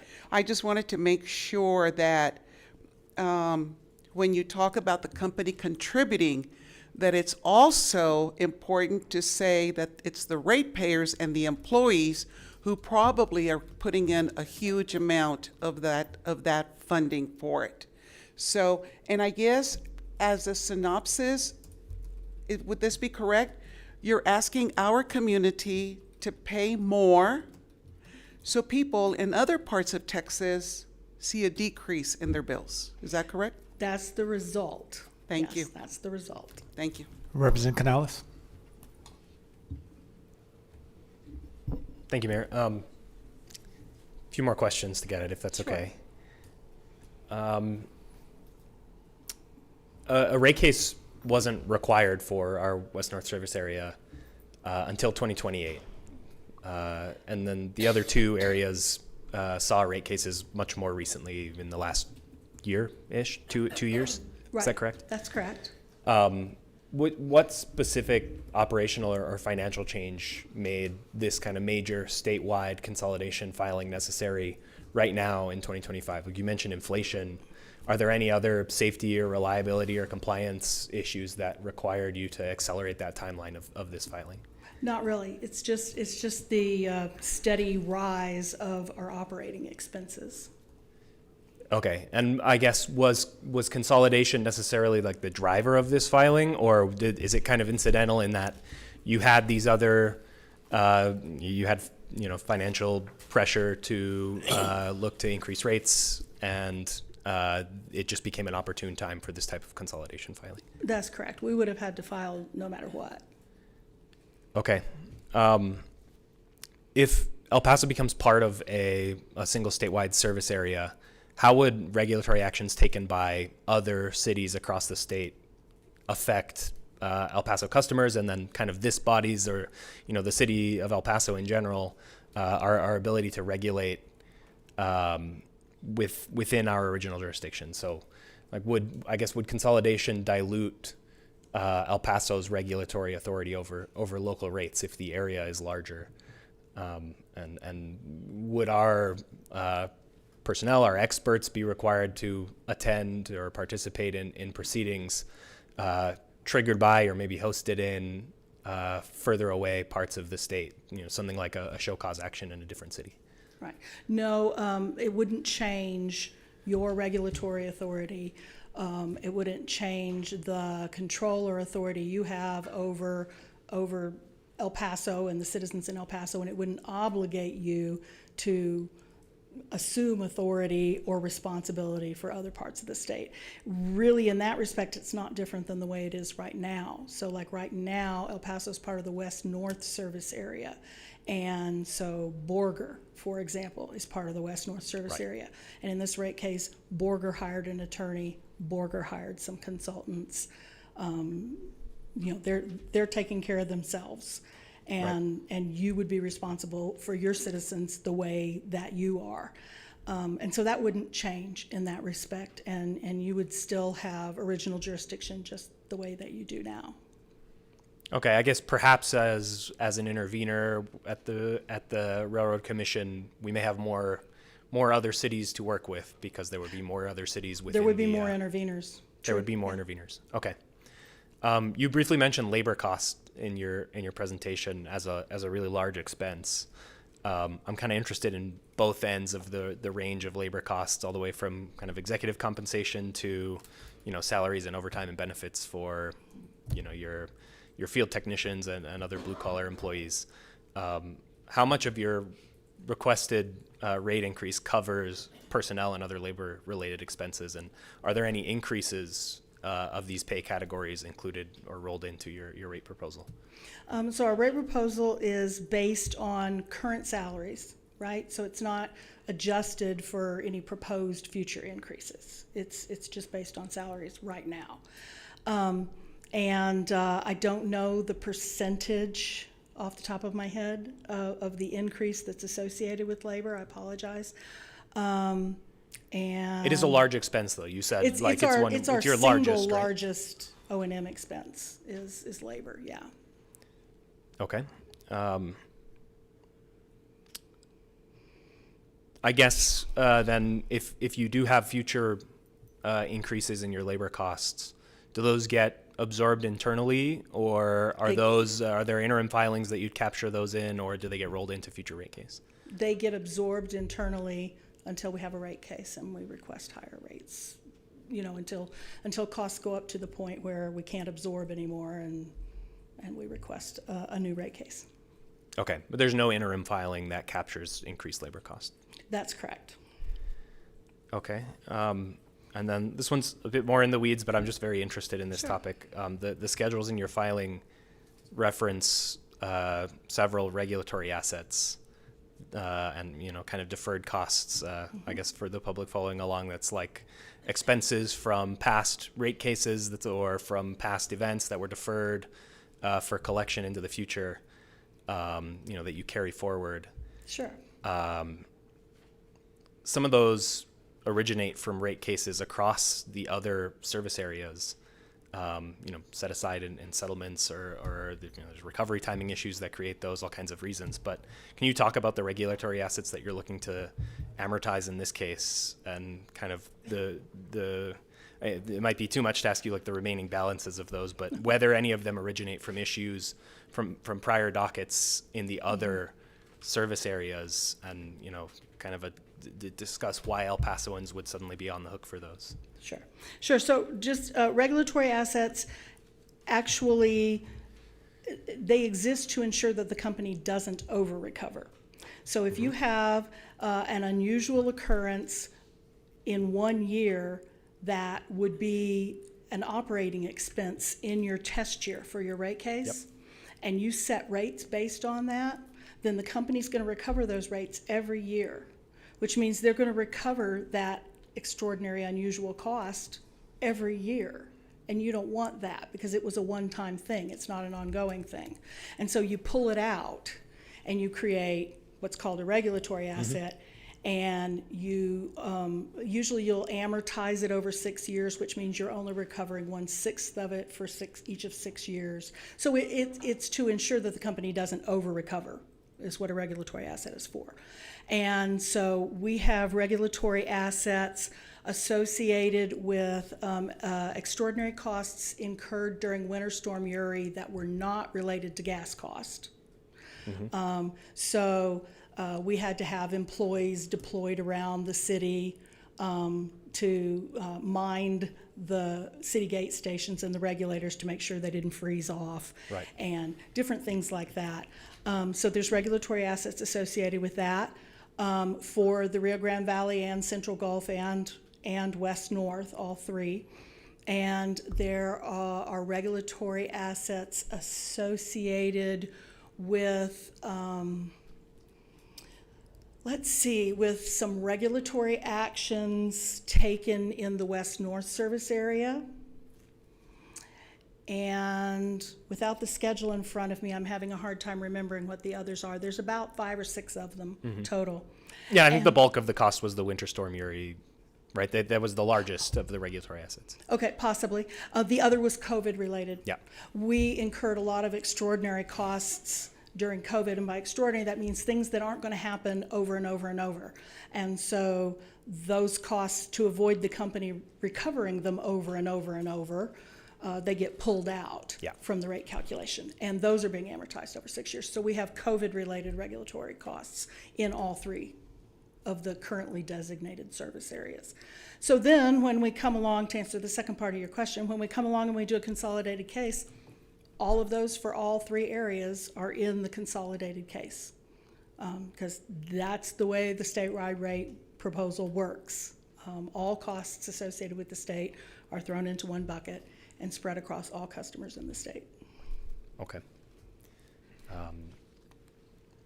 I think that's all on questions. I have a little bit of closing because I think it's important for the public's understanding. I think I saw a lot of confusion about this here, this public hearing today versus the Railroad Commission, and it's kind of important to explain what the difference is. So, like, the City Council is the original jurisdiction regulator for El Paso, and that means this is one of the areas where the city has at least some direct legal authority to protect our residents on an essential service. Though a final decision doesn't really rest with us, it will ultimately be made by the Texas Railroad Commission, the Railroad Commission of Texas, a 3-person elected statewide body, and so I think our responsibility in this kind of hearing is to ask good questions, and you've done a great job answering our questions, about whether the request is fair and reasonable and supported by the evidence you've provided with your filing. And I want to be clear, and I think others have said kind of similar, I hope that you don't view this as something that's adversarial. We're grateful that you've come to answer our questions, and especially that you were able to, Texas Gas was able to put together the public meetings that we requested you hold on very short notice. And so, the whole process is about making sure that El Pasoans are treated equitably, and that any rate changes or rate increases that arise from this are ultimately justified. So thank you for your willingness to engage with El Paso on this. It's been helpful to have you there to answer constituents' questions directly. And I also want to be fair and clear with the public about the situation here in Texas. Like, utilities are entitled by state law to recover their prudent costs and to earn a reasonable return for the service that they provide us, in exchange for the safe and reliable service that we get from Texas Gas. I think in these cases, though, you know, the utility also has a burden of showing that those investments were all necessary and that the need is well documented and that the proposed rates reflect the actual cost of service for customers. You know, I'll say, in my opinion, in each region. You know, that might change with consolidation. And, you know, ultimately, I'm not an expert on the prudence or the correctness of your individual capital investments. And, you know, that's why the city has hired experts. And, you know, I rely on the experts to let us know what investments were prudent. But on the consolidation portion of the filing, you know, my understanding based on reading your filing, and I did take quite a long time poring through all the different parts of the filing. And from what I'm hearing today is that, you know, El Paso will face the largest part of the rate increase despite having what seems to me to be a smaller slice of the overall risk profile pie. And I just can't really justify the higher costs in the face of what I see as greater exposure through risk sharing. And so, you know, I don't know that I'll be able to support the request as filed, and that's really the only option largely that the council has today. Is, you know, the case will continue. There's possibilities for settlement. There's, you know, possibility of a decision from the Railroad Commission.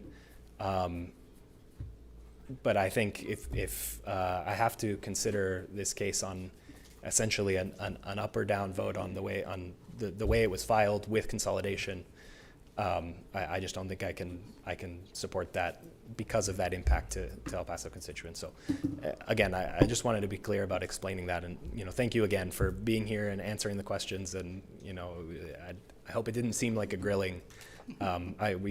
You've provided good information in response to the questions, so thank you.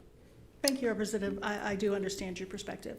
And I just want to say that the company very much values its relationship with the city of El Paso, and we appreciate the role that you play in this. That's all. Thank you, Mayor. Yeah. Thank you, Mayor. Thank you so much, Stacy. I appreciate it. And I do want to thank you and the staff that were out at the meetings last week. One, I know got a little contentious, and you all handled it so well, just answering questions.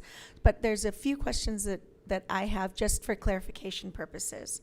Earlier, one of the very first things that you said was that consolidation would bring a reduction to rate cases, right? Because we consolidated under the state instead of each rate jurisdiction. Right.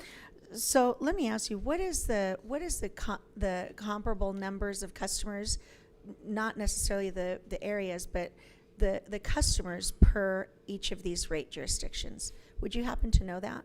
There's 300 and some odd thousand customers in the West-North service area and 300 and some odd thousand customers in the Central Gulf service area, and about 70,000 customers in the Rio Grande Valley. So between the Western, North, and Central, we're about equal? About even. About even. But Rio Grande is the one that is typically, you mentioned that's the rural area? It's about 70,000 customers, right, and more spread out. In that jurisdiction? Right. Okay. And then, you know, I also know that you had operations that are centralized right now in El Paso? Some, yes. For the most part, right? What other centralization is proposed with this? There's no proposed... outside of the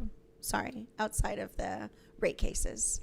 Sure. There's no proposed changes to the way we operate because we already operate on a centralized basis. So, for example, we have the call center here in El Paso that serves the whole state. We have a pipeline integrity testing team that travels around the state and does pipeline integrity testing throughout the whole state. I work throughout the state.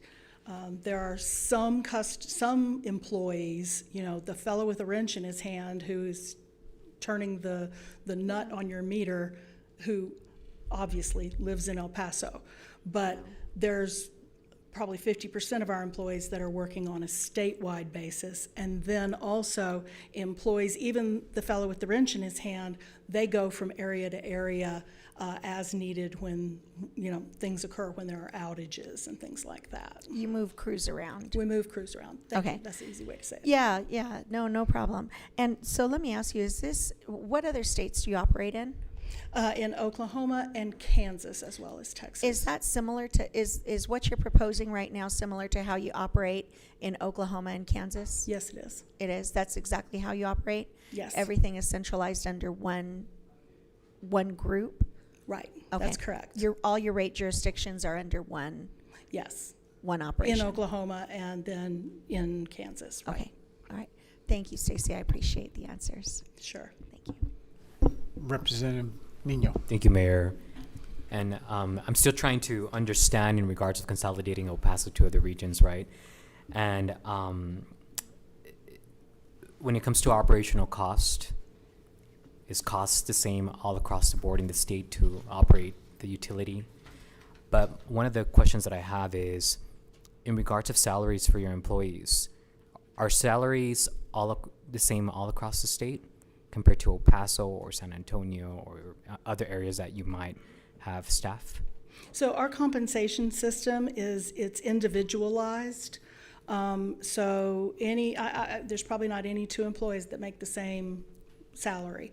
It's going to be based on their tenure with the company, their education, their performance evaluation, lots of different things. Okay, I think that, in the conversation of the consolidation, that would be important to also look into, if we're going to have the same operational cost, having that aspect of ensuring that, the salaries are part of that.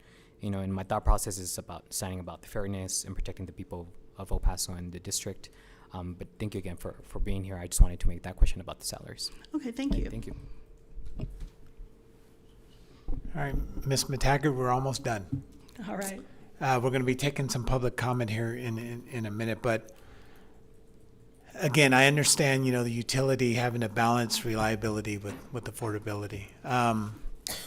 But this is very difficult times for a lot of El Paso, and as you mentioned earlier, and I appreciate you being empathizing with our residents, because food costs have gone up, housing has gone up, childcare has gone up, the recent government shutdown, people are losing their jobs.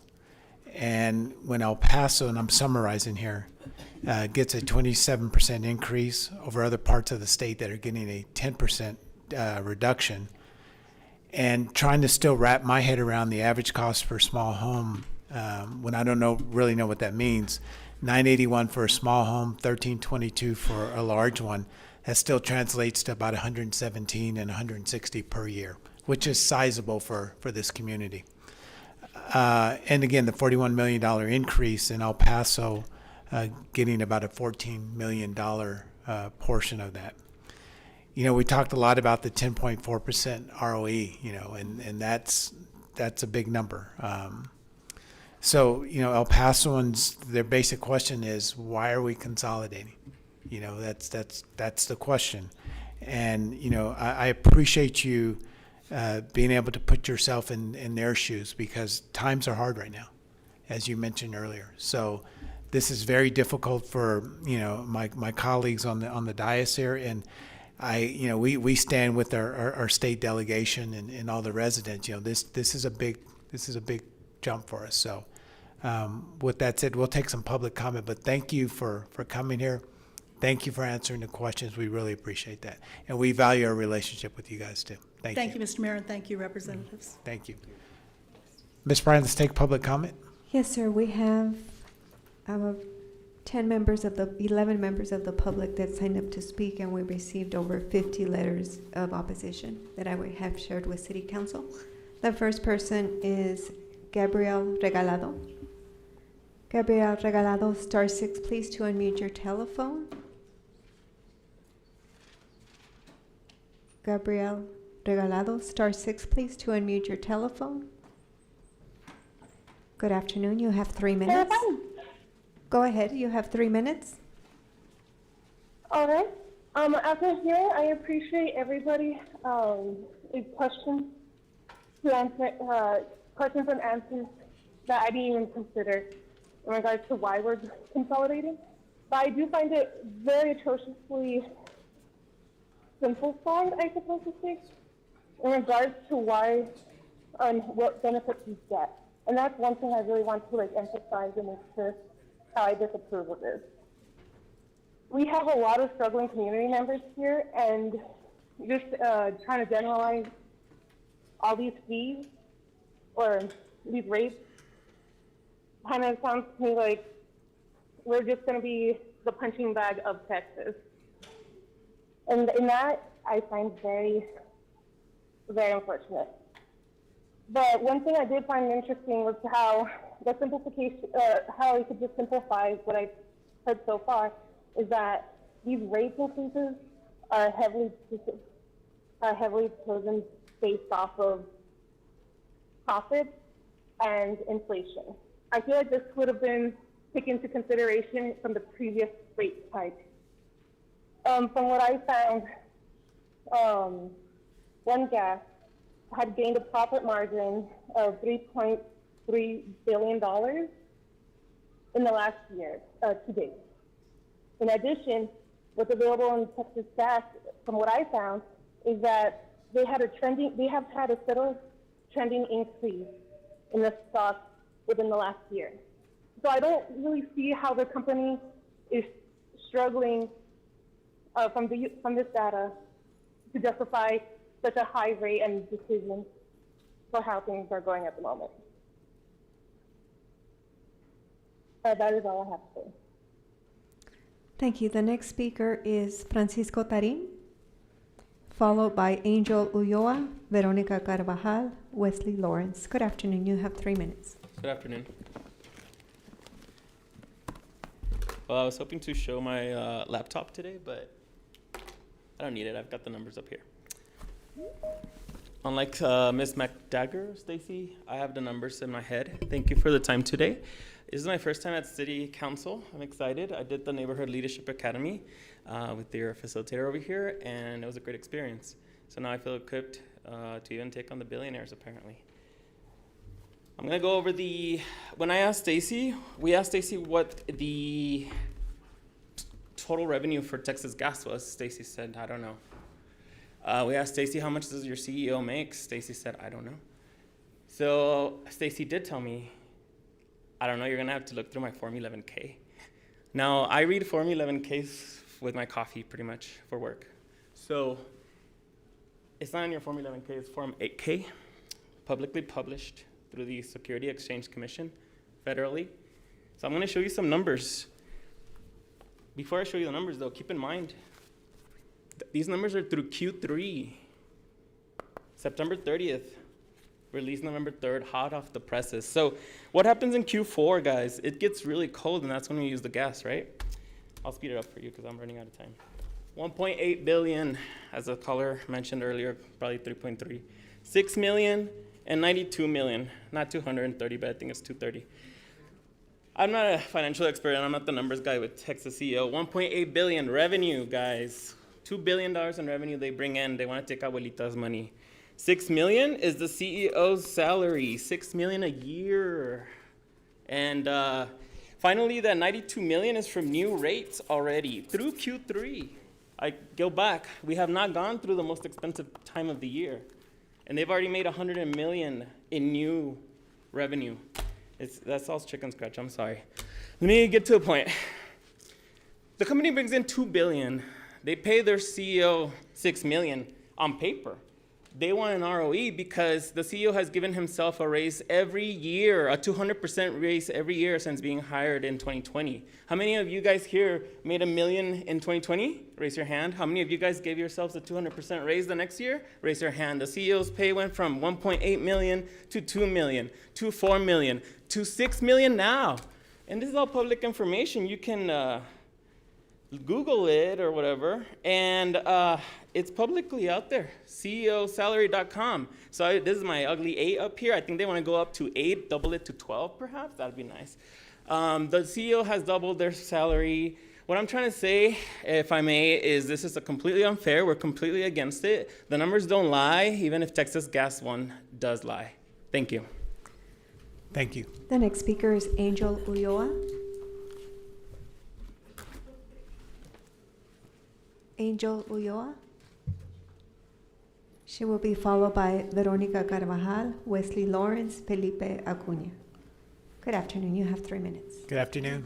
All right. Well, thank you to those that have presented today and recommended denial of the rate increase as proposed by Texas Gas. I'm a constituent of District 8 here in El Paso, and I'm also all for denying One Gas's proposal, because investments, equity, and making up for profit loss is not ratepayer responsibility.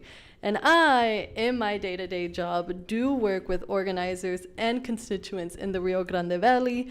I know how much they're already burdened by costs from multiple oil and gas facilities. They also have SpaceX, plus border wall costs. But to subsidize other cities should not be on us. To pass the financial responsibility from one overloaded community to another is not a good practice on Texas Gas Service's part. And El Pasoans are already stacked with proposed rate increases. So El Paso Electric is still trying to impose their current proposed rate increase, probably about the third we've seen since they were bought out by JP Morgan, and we'll probably see more of these if the Meta data center is constructed. And especially as the winter is coming, an increase on our gas bill is extremely dangerous. Rather than constituents having to break our necks to figure out how to pay this, the Railroad Commission should consider that community members would rather go without. And as the weather has been so fickle over the past years, we have no idea how this winter will go, and we have no idea how brutal the cold will be for us. So this increase is incredibly unjust all around. You saw the presentation. And if the point to protect our community's well-being with the changing seasons coming doesn't hit, then look at this through an economic standpoint. El Paso ratepayers are tired. And if you're going to throw community initiatives in our faces to justify charging us more money unnecessarily, then take it all back. Because at this point, utility companies are not company partners. The community does not and should not trust any utility company that twists our arms to line their pockets. So do not put the burden of paying for your utility pitfalls on us. So thank you for taking public comment from the community, to the Railroad Commission, and to everyone who has advocated to deny this proposal. Thank you. Thank you.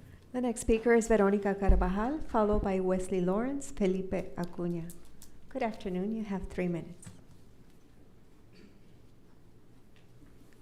Good afternoon.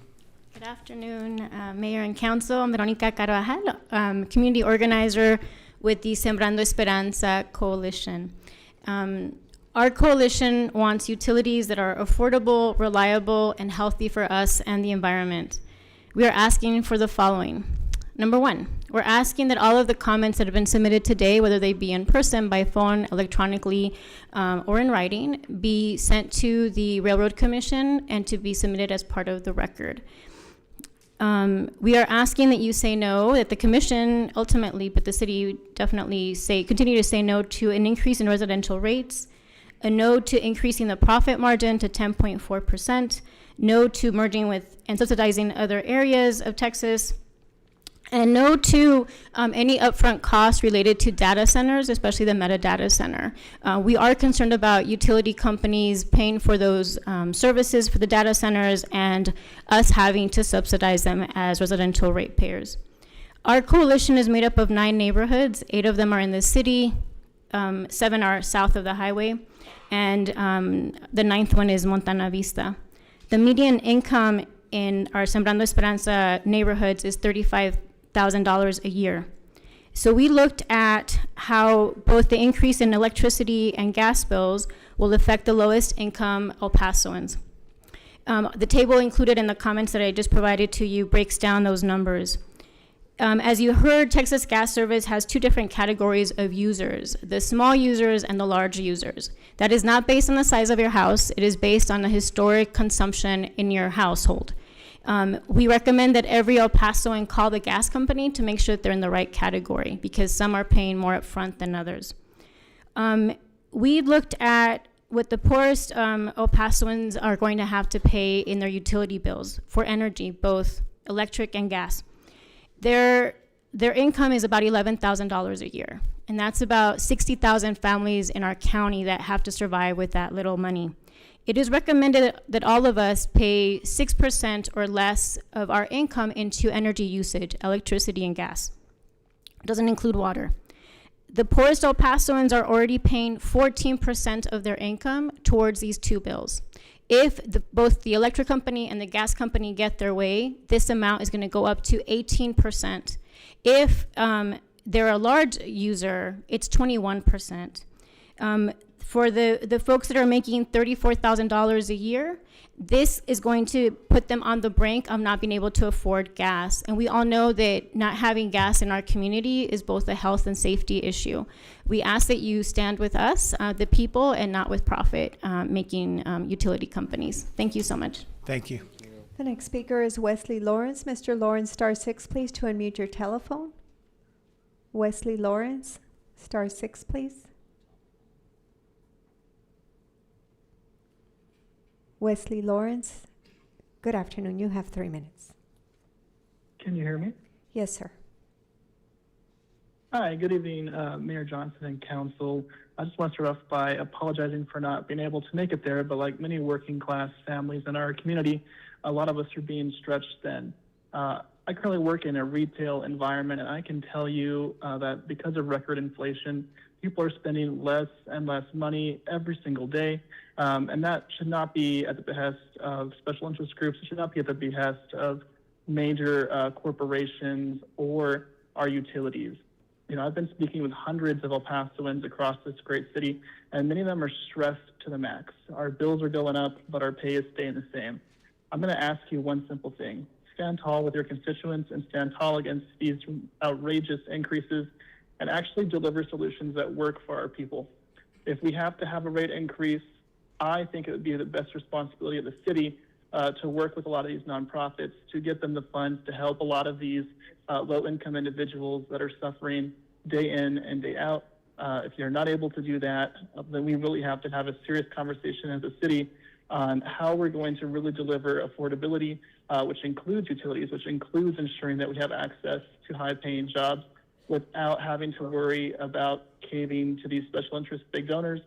Just thank you for your time and thank you for everything you're doing. I ask that you vote no on this and urge those of the Texas Railroad Commission, which we know typically do not have our best interest in heart, to stand against this as well. Thank you. The next speaker is Felipe Acuña, followed by Saul Gonzalez, Patricia Osman, Mary Woodruff Herman. Good afternoon. You have 3 minutes. Good afternoon. Good afternoon, Mayor. Good afternoon, City Council. I'm also a member of the Sembrando Esperanza Coalition. My name is Felipe Acuña, and I have a very difficult time speaking in a public setting, but I want my voice to be heard. I should be at home enjoying my retirement. My reasoning to speak up against the Texas gas rate hike is because of the mental and financial stress that is put on El Pasoans. The words rate hikes, taxes, fees, insurances, tariffs, medical care, co-payments, and the cost of living is eating away at our American dream. We can no longer afford homes, new cars, education, or health care. Feels like these utility companies are trying to squeeze every drop from a sponge and have a firm grip and start squeezing and squeezing until nothing drops, and then squeeze again. What are we to do? Just take it or fight back? You give us no choice. I can't take a cross-country trip to visit my granddaughter because what little savings I have, I must save for a rainy day. I live in an area where structural damage is common, pollution is highly concentrated, caused by Union Pacific. Our health is at risk. I can't be at home enjoying the fruits of my labor and then you add this financial stress, life in El Paso can be brutal. Thank you. Thank you, Felipe.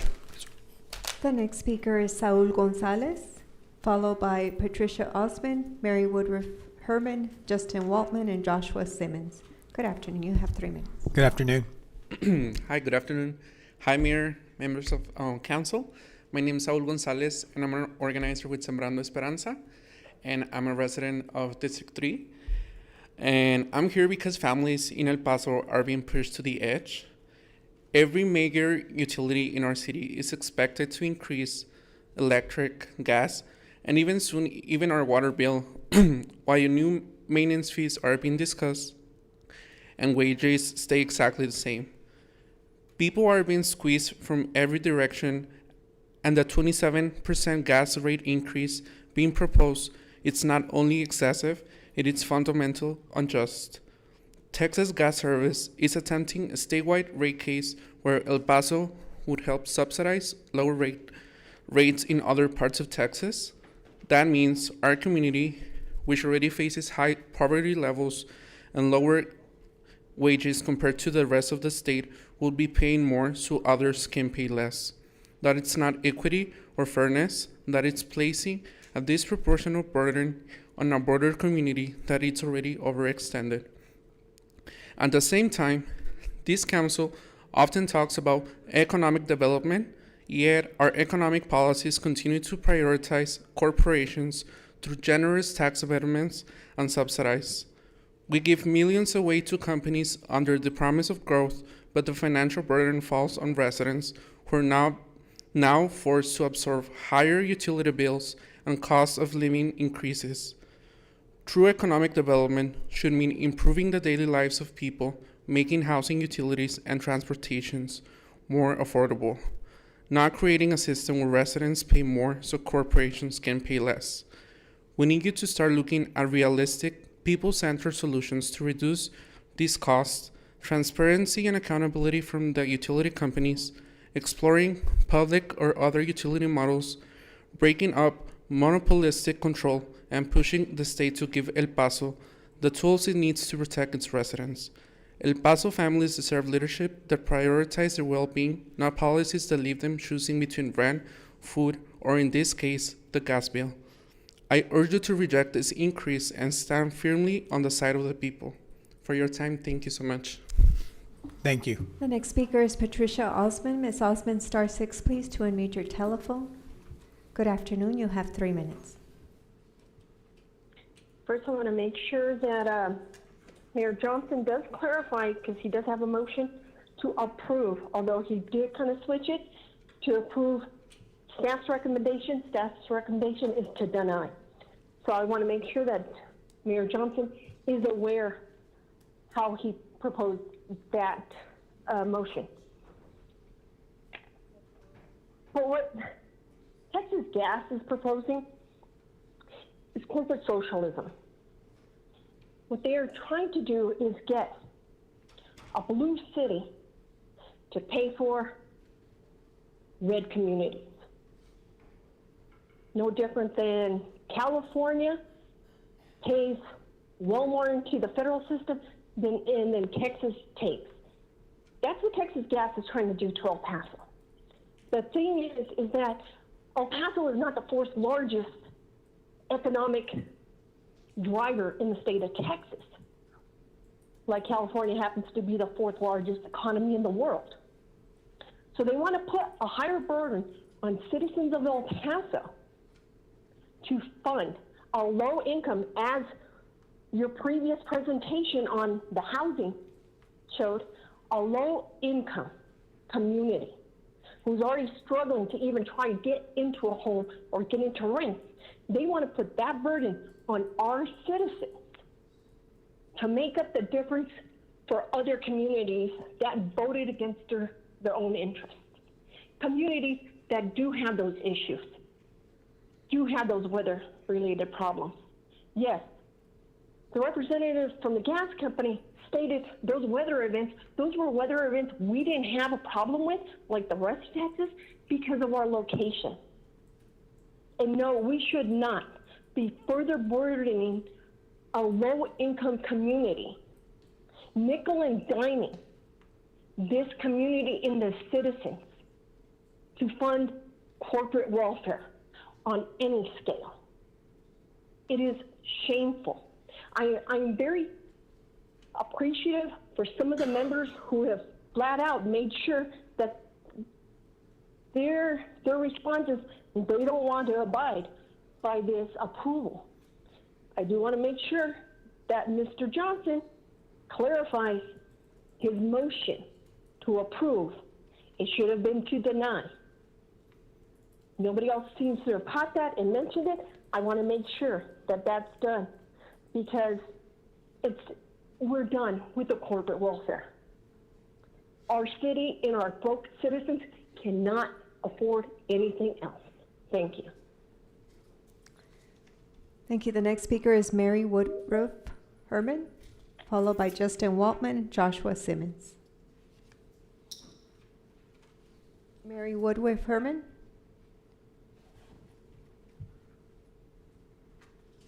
We'll move on to Justin Waltman. Justin Waltman. Joshua Simmons. Joshua Simmons. I see a phone number in the queue. Are you Mary Woodruff Herman? Yes. Hello? Hello? Your name for the record? Joshua Simmons? Go ahead, Mr. Simmons. You have 3 minutes. Okay, thank you. Good afternoon, City Council, Mayor Johnson, and distinguished city staff. I would like, my name is Joshua Simmons. I am a constituent and resident of District 5. I come to you today to make comment on behalf of myself and humbly request that, aside from all the opinions expressed today by the elected members of the council and as well as many of the residents that have already spoken up, not much I could ask to add to that, but I would like to be in solidarity with their humble request for the denial of this rate case by TGS. If this is an effort from the slave masters of TGS, their donors, to promote that energy dominance that is so toughly beaten upon the chest, then we should also have allowed in the state the diversification of the energy portfolio, particularly that which would benefit our region greatly. So with that, I just want to commend every one of the El Paso residents that are affected by this rate case for coming out today, for voicing their opinion, and for and collectively we are all asking for a denial of this rate case. And I'm sure that many of the residents and participants will be following up with letters be directed to the Railroad Commission of Texas. Thank you for your time, and I look forward to hearing the wonderful news of the denial of this rate case in the future. Thank you. Thank you. Mayor, that concludes public comment on this item. Okay, Ms. Prime, would you read into the record what we're voting on? Mayor Pro Tem Chavez was going to read the resolution, I believe. Okay. Yes. Mayor Chavez? Mayor Pro Thank you, Tem Ms. Chavez. Prine. I know we're a little tired. Thank you, Mayor. Thank you, Ms. Prine. Whereas Texas Gas Service Company, a division of One Gas Inc., TGS, or the company, a gas utility, distributes natural gas within the city limits of the city of El Paso pursuant to a franchise originally granted to Southern Union Company on February 22nd, 2000, then assigned to One OK Inc., and subsequently assigned to One Gas Inc., the parent company of TGS. And whereas on June 30th, 2025, TGS filed with the City of El Paso its Statement of Intent of Texas Gas Service Company, a division of One Gas Inc., to increase rates within the company's incorporated areas of Central Gulf, West North, and Rio Grande Valley Services areas application, and proposed that the rate change should be effective in 35 days from that filing date. And whereas pursuant to the Gas Utility Regulatory Act, GURA, Texas Utilities Code Section 103.001, the City of El Paso has exclusive original jurisdiction over the rates, operations, and services of TGS within the city limits of the City of El Paso. And whereas on July 21st, 2025, the City Council has local regulatory authority suspended the proposed rate change for a period of 90 days beyond the date the change would otherwise be effective in order to determine whether the rates are appropriate, fair, just, and reasonable to ratepayers. And whereas the City of El Paso hired and directed legal counsel and rate consultants to prepare a response to TGS's requested system-wide rate increase and proposed consolidation of service areas. And whereas the City Council finds that the rates and proposed consolidation of services areas proposed by TGS's rates are unreasonable and unjustified, and the rate request and consolidation should be denied. And whereas the City Council has determined that the amount of the rate increase request, proposed consolidation of service areas, rate class, changes, and the rate design proposals in the company's statement of intent are unreasonable. And whereas the City Council has determined that the appropriate action in light of the nature of the filing is to deny the request in its entirety. And whereas GURA and 103.022 provides the reasonable costs of services incurred by the City of El Paso for participating in or conducting rate-making activities are to be reimbursed by the regulated utility. Now therefore be it resolved by the City Council of the City of El Paso. Number one, that the application, including the proposed rate increase, consolidation of service areas, rate class changes, and rate design changes identified in the company's statement of intent filed on June 30th, 2025, are in all things denied. Number two, that TGS is directed to reimburse all reasonable rate case expenses incurred by the city in relation to the application. Number three, that the city manager shall so notify TGS by having a copy of this resolution delivered or mailed to the chief executive officer of the company. Approved by the City Council of the City of El Paso, Texas. Ms. Ryan, do we need another, The motion? motion was made by Representative Fierro, seconded by Representative Limon, and this is to approve the resolution as read into the record by Mayor Pro Tem Okay. Chavez. Would you call for the vote? Yes, sir. This is to approve the resolution to deny the rate increase. On that motion, call for the vote. In the voting session, and that motion passes unanimously.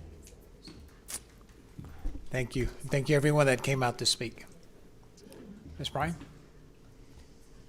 Did you want to go to item 4? you guys ready to move to the next one? Yes. Okay. Item number 4 is presentation and discussion, providing an overview of the transportation user fee process requirements, key policy considerations, and next steps.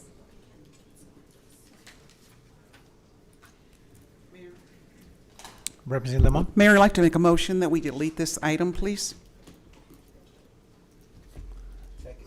Okay, there's a motion and a second to delete this item, item number 4. Thanks.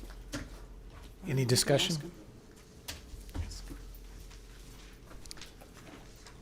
Ms. Bryan, will you call for this vote?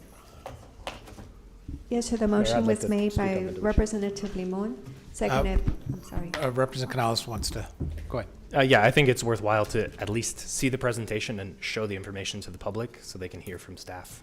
I'd ask that we at least hear the presentation. It is only a presentation, and it's not posted for action. There's no decision to be made by the council today. I got a motion and a second. Representative Chavez, did you want to say something?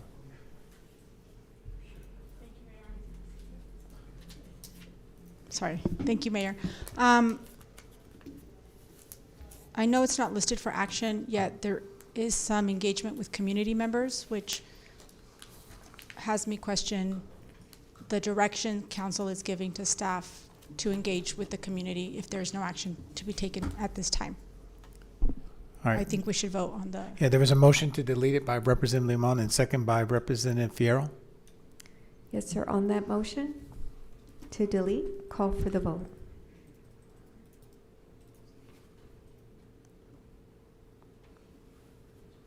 In the voting session, and that motion passes 5-3. Representatives Chavez, Trejo, Nino, Fierro, Limon voting aye. Representatives Acevedo, Rocha, Canales voting nay. The motion does pass. Okay. Next item, Ms. Bryan. 6. That brings us to the executive session items. Okay. Is there a motion to adjourn? So moved, Mayor. Okay. There's a motion and a second to return to executive session. All in favor? Aye. Anyone opposed? And the City Council of the City of El Paso may return to executive session pursuant to Section 3.5A of the El Paso City Charter and the Texas Government Code, Chapter 551, Subchapter D, to discuss executive session item 3, William C. Haywood versus El Paso Police Department et al., cause number 320-CV-00114 under 551.071. Executive session item 5, application of El Paso Electric Company for approval of an amended distribution cost recovery factor, PUC number 58910, HQ number utility-73 under 551.071. Executive session item 6, discussion on economic development opportunities in downtown El Paso, Texas, HQ number 25-6028 under 551.087. And executive session item 7, discussion on economic development opportunities in downtown El Paso, Texas, HQ number 25-4395 under 551.071, 551.072, and 551.087. These matters are taken into executive session under 551.071, consultation with attorney, 551.072, deliberation regarding real property, and 551.087, deliberation regarding economic development negotiations. It is 2:25 p.m.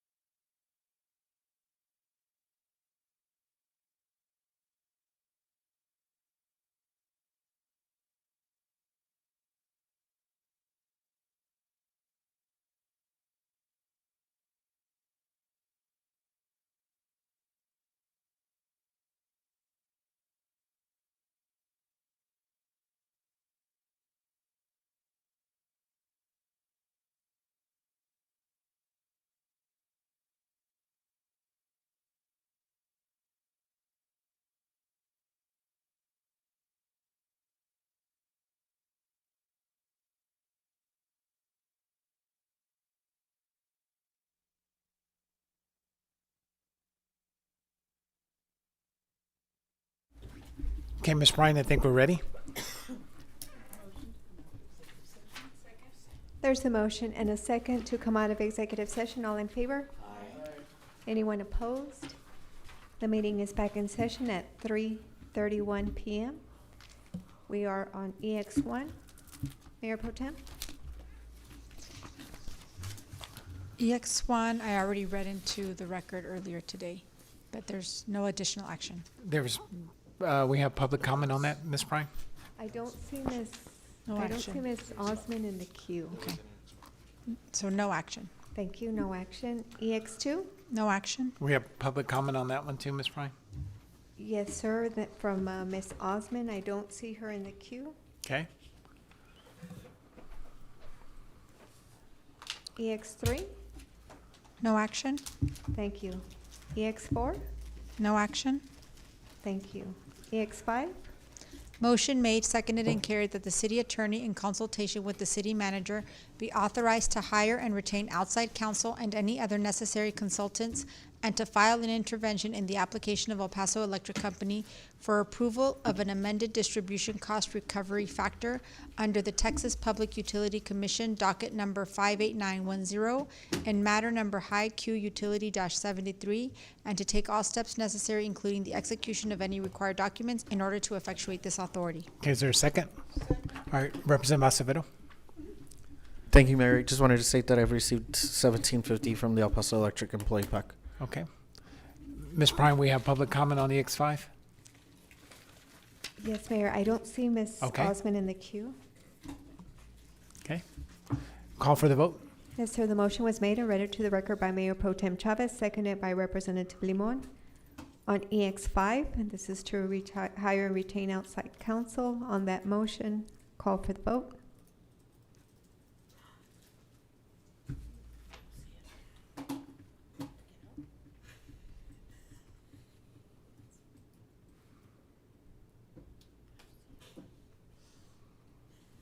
Representative Trejo? Aye. Thank you. In the voting session, and that motion passes unanimously. Let's take EX6, right, Ms. Bryan? Yes, sir. EX6? No action. Thank you. We have public comment on EX6? Yes, sir. I'm Ms. Osmond is no longer in the queue. Okay. EX7? No action. Just want to make sure public comment again? Yes, sir. And Ms. Osmond has left the meeting. Okay. All right. Okay. Second. There's a motion. Ms. Bryan? There's a motion and a second to adjourn the work session. All in favor? Aye. Anyone opposed? And the work session for Monday, November 17th, 2025 is adjourned at 3:33 p.m. Thank you, council.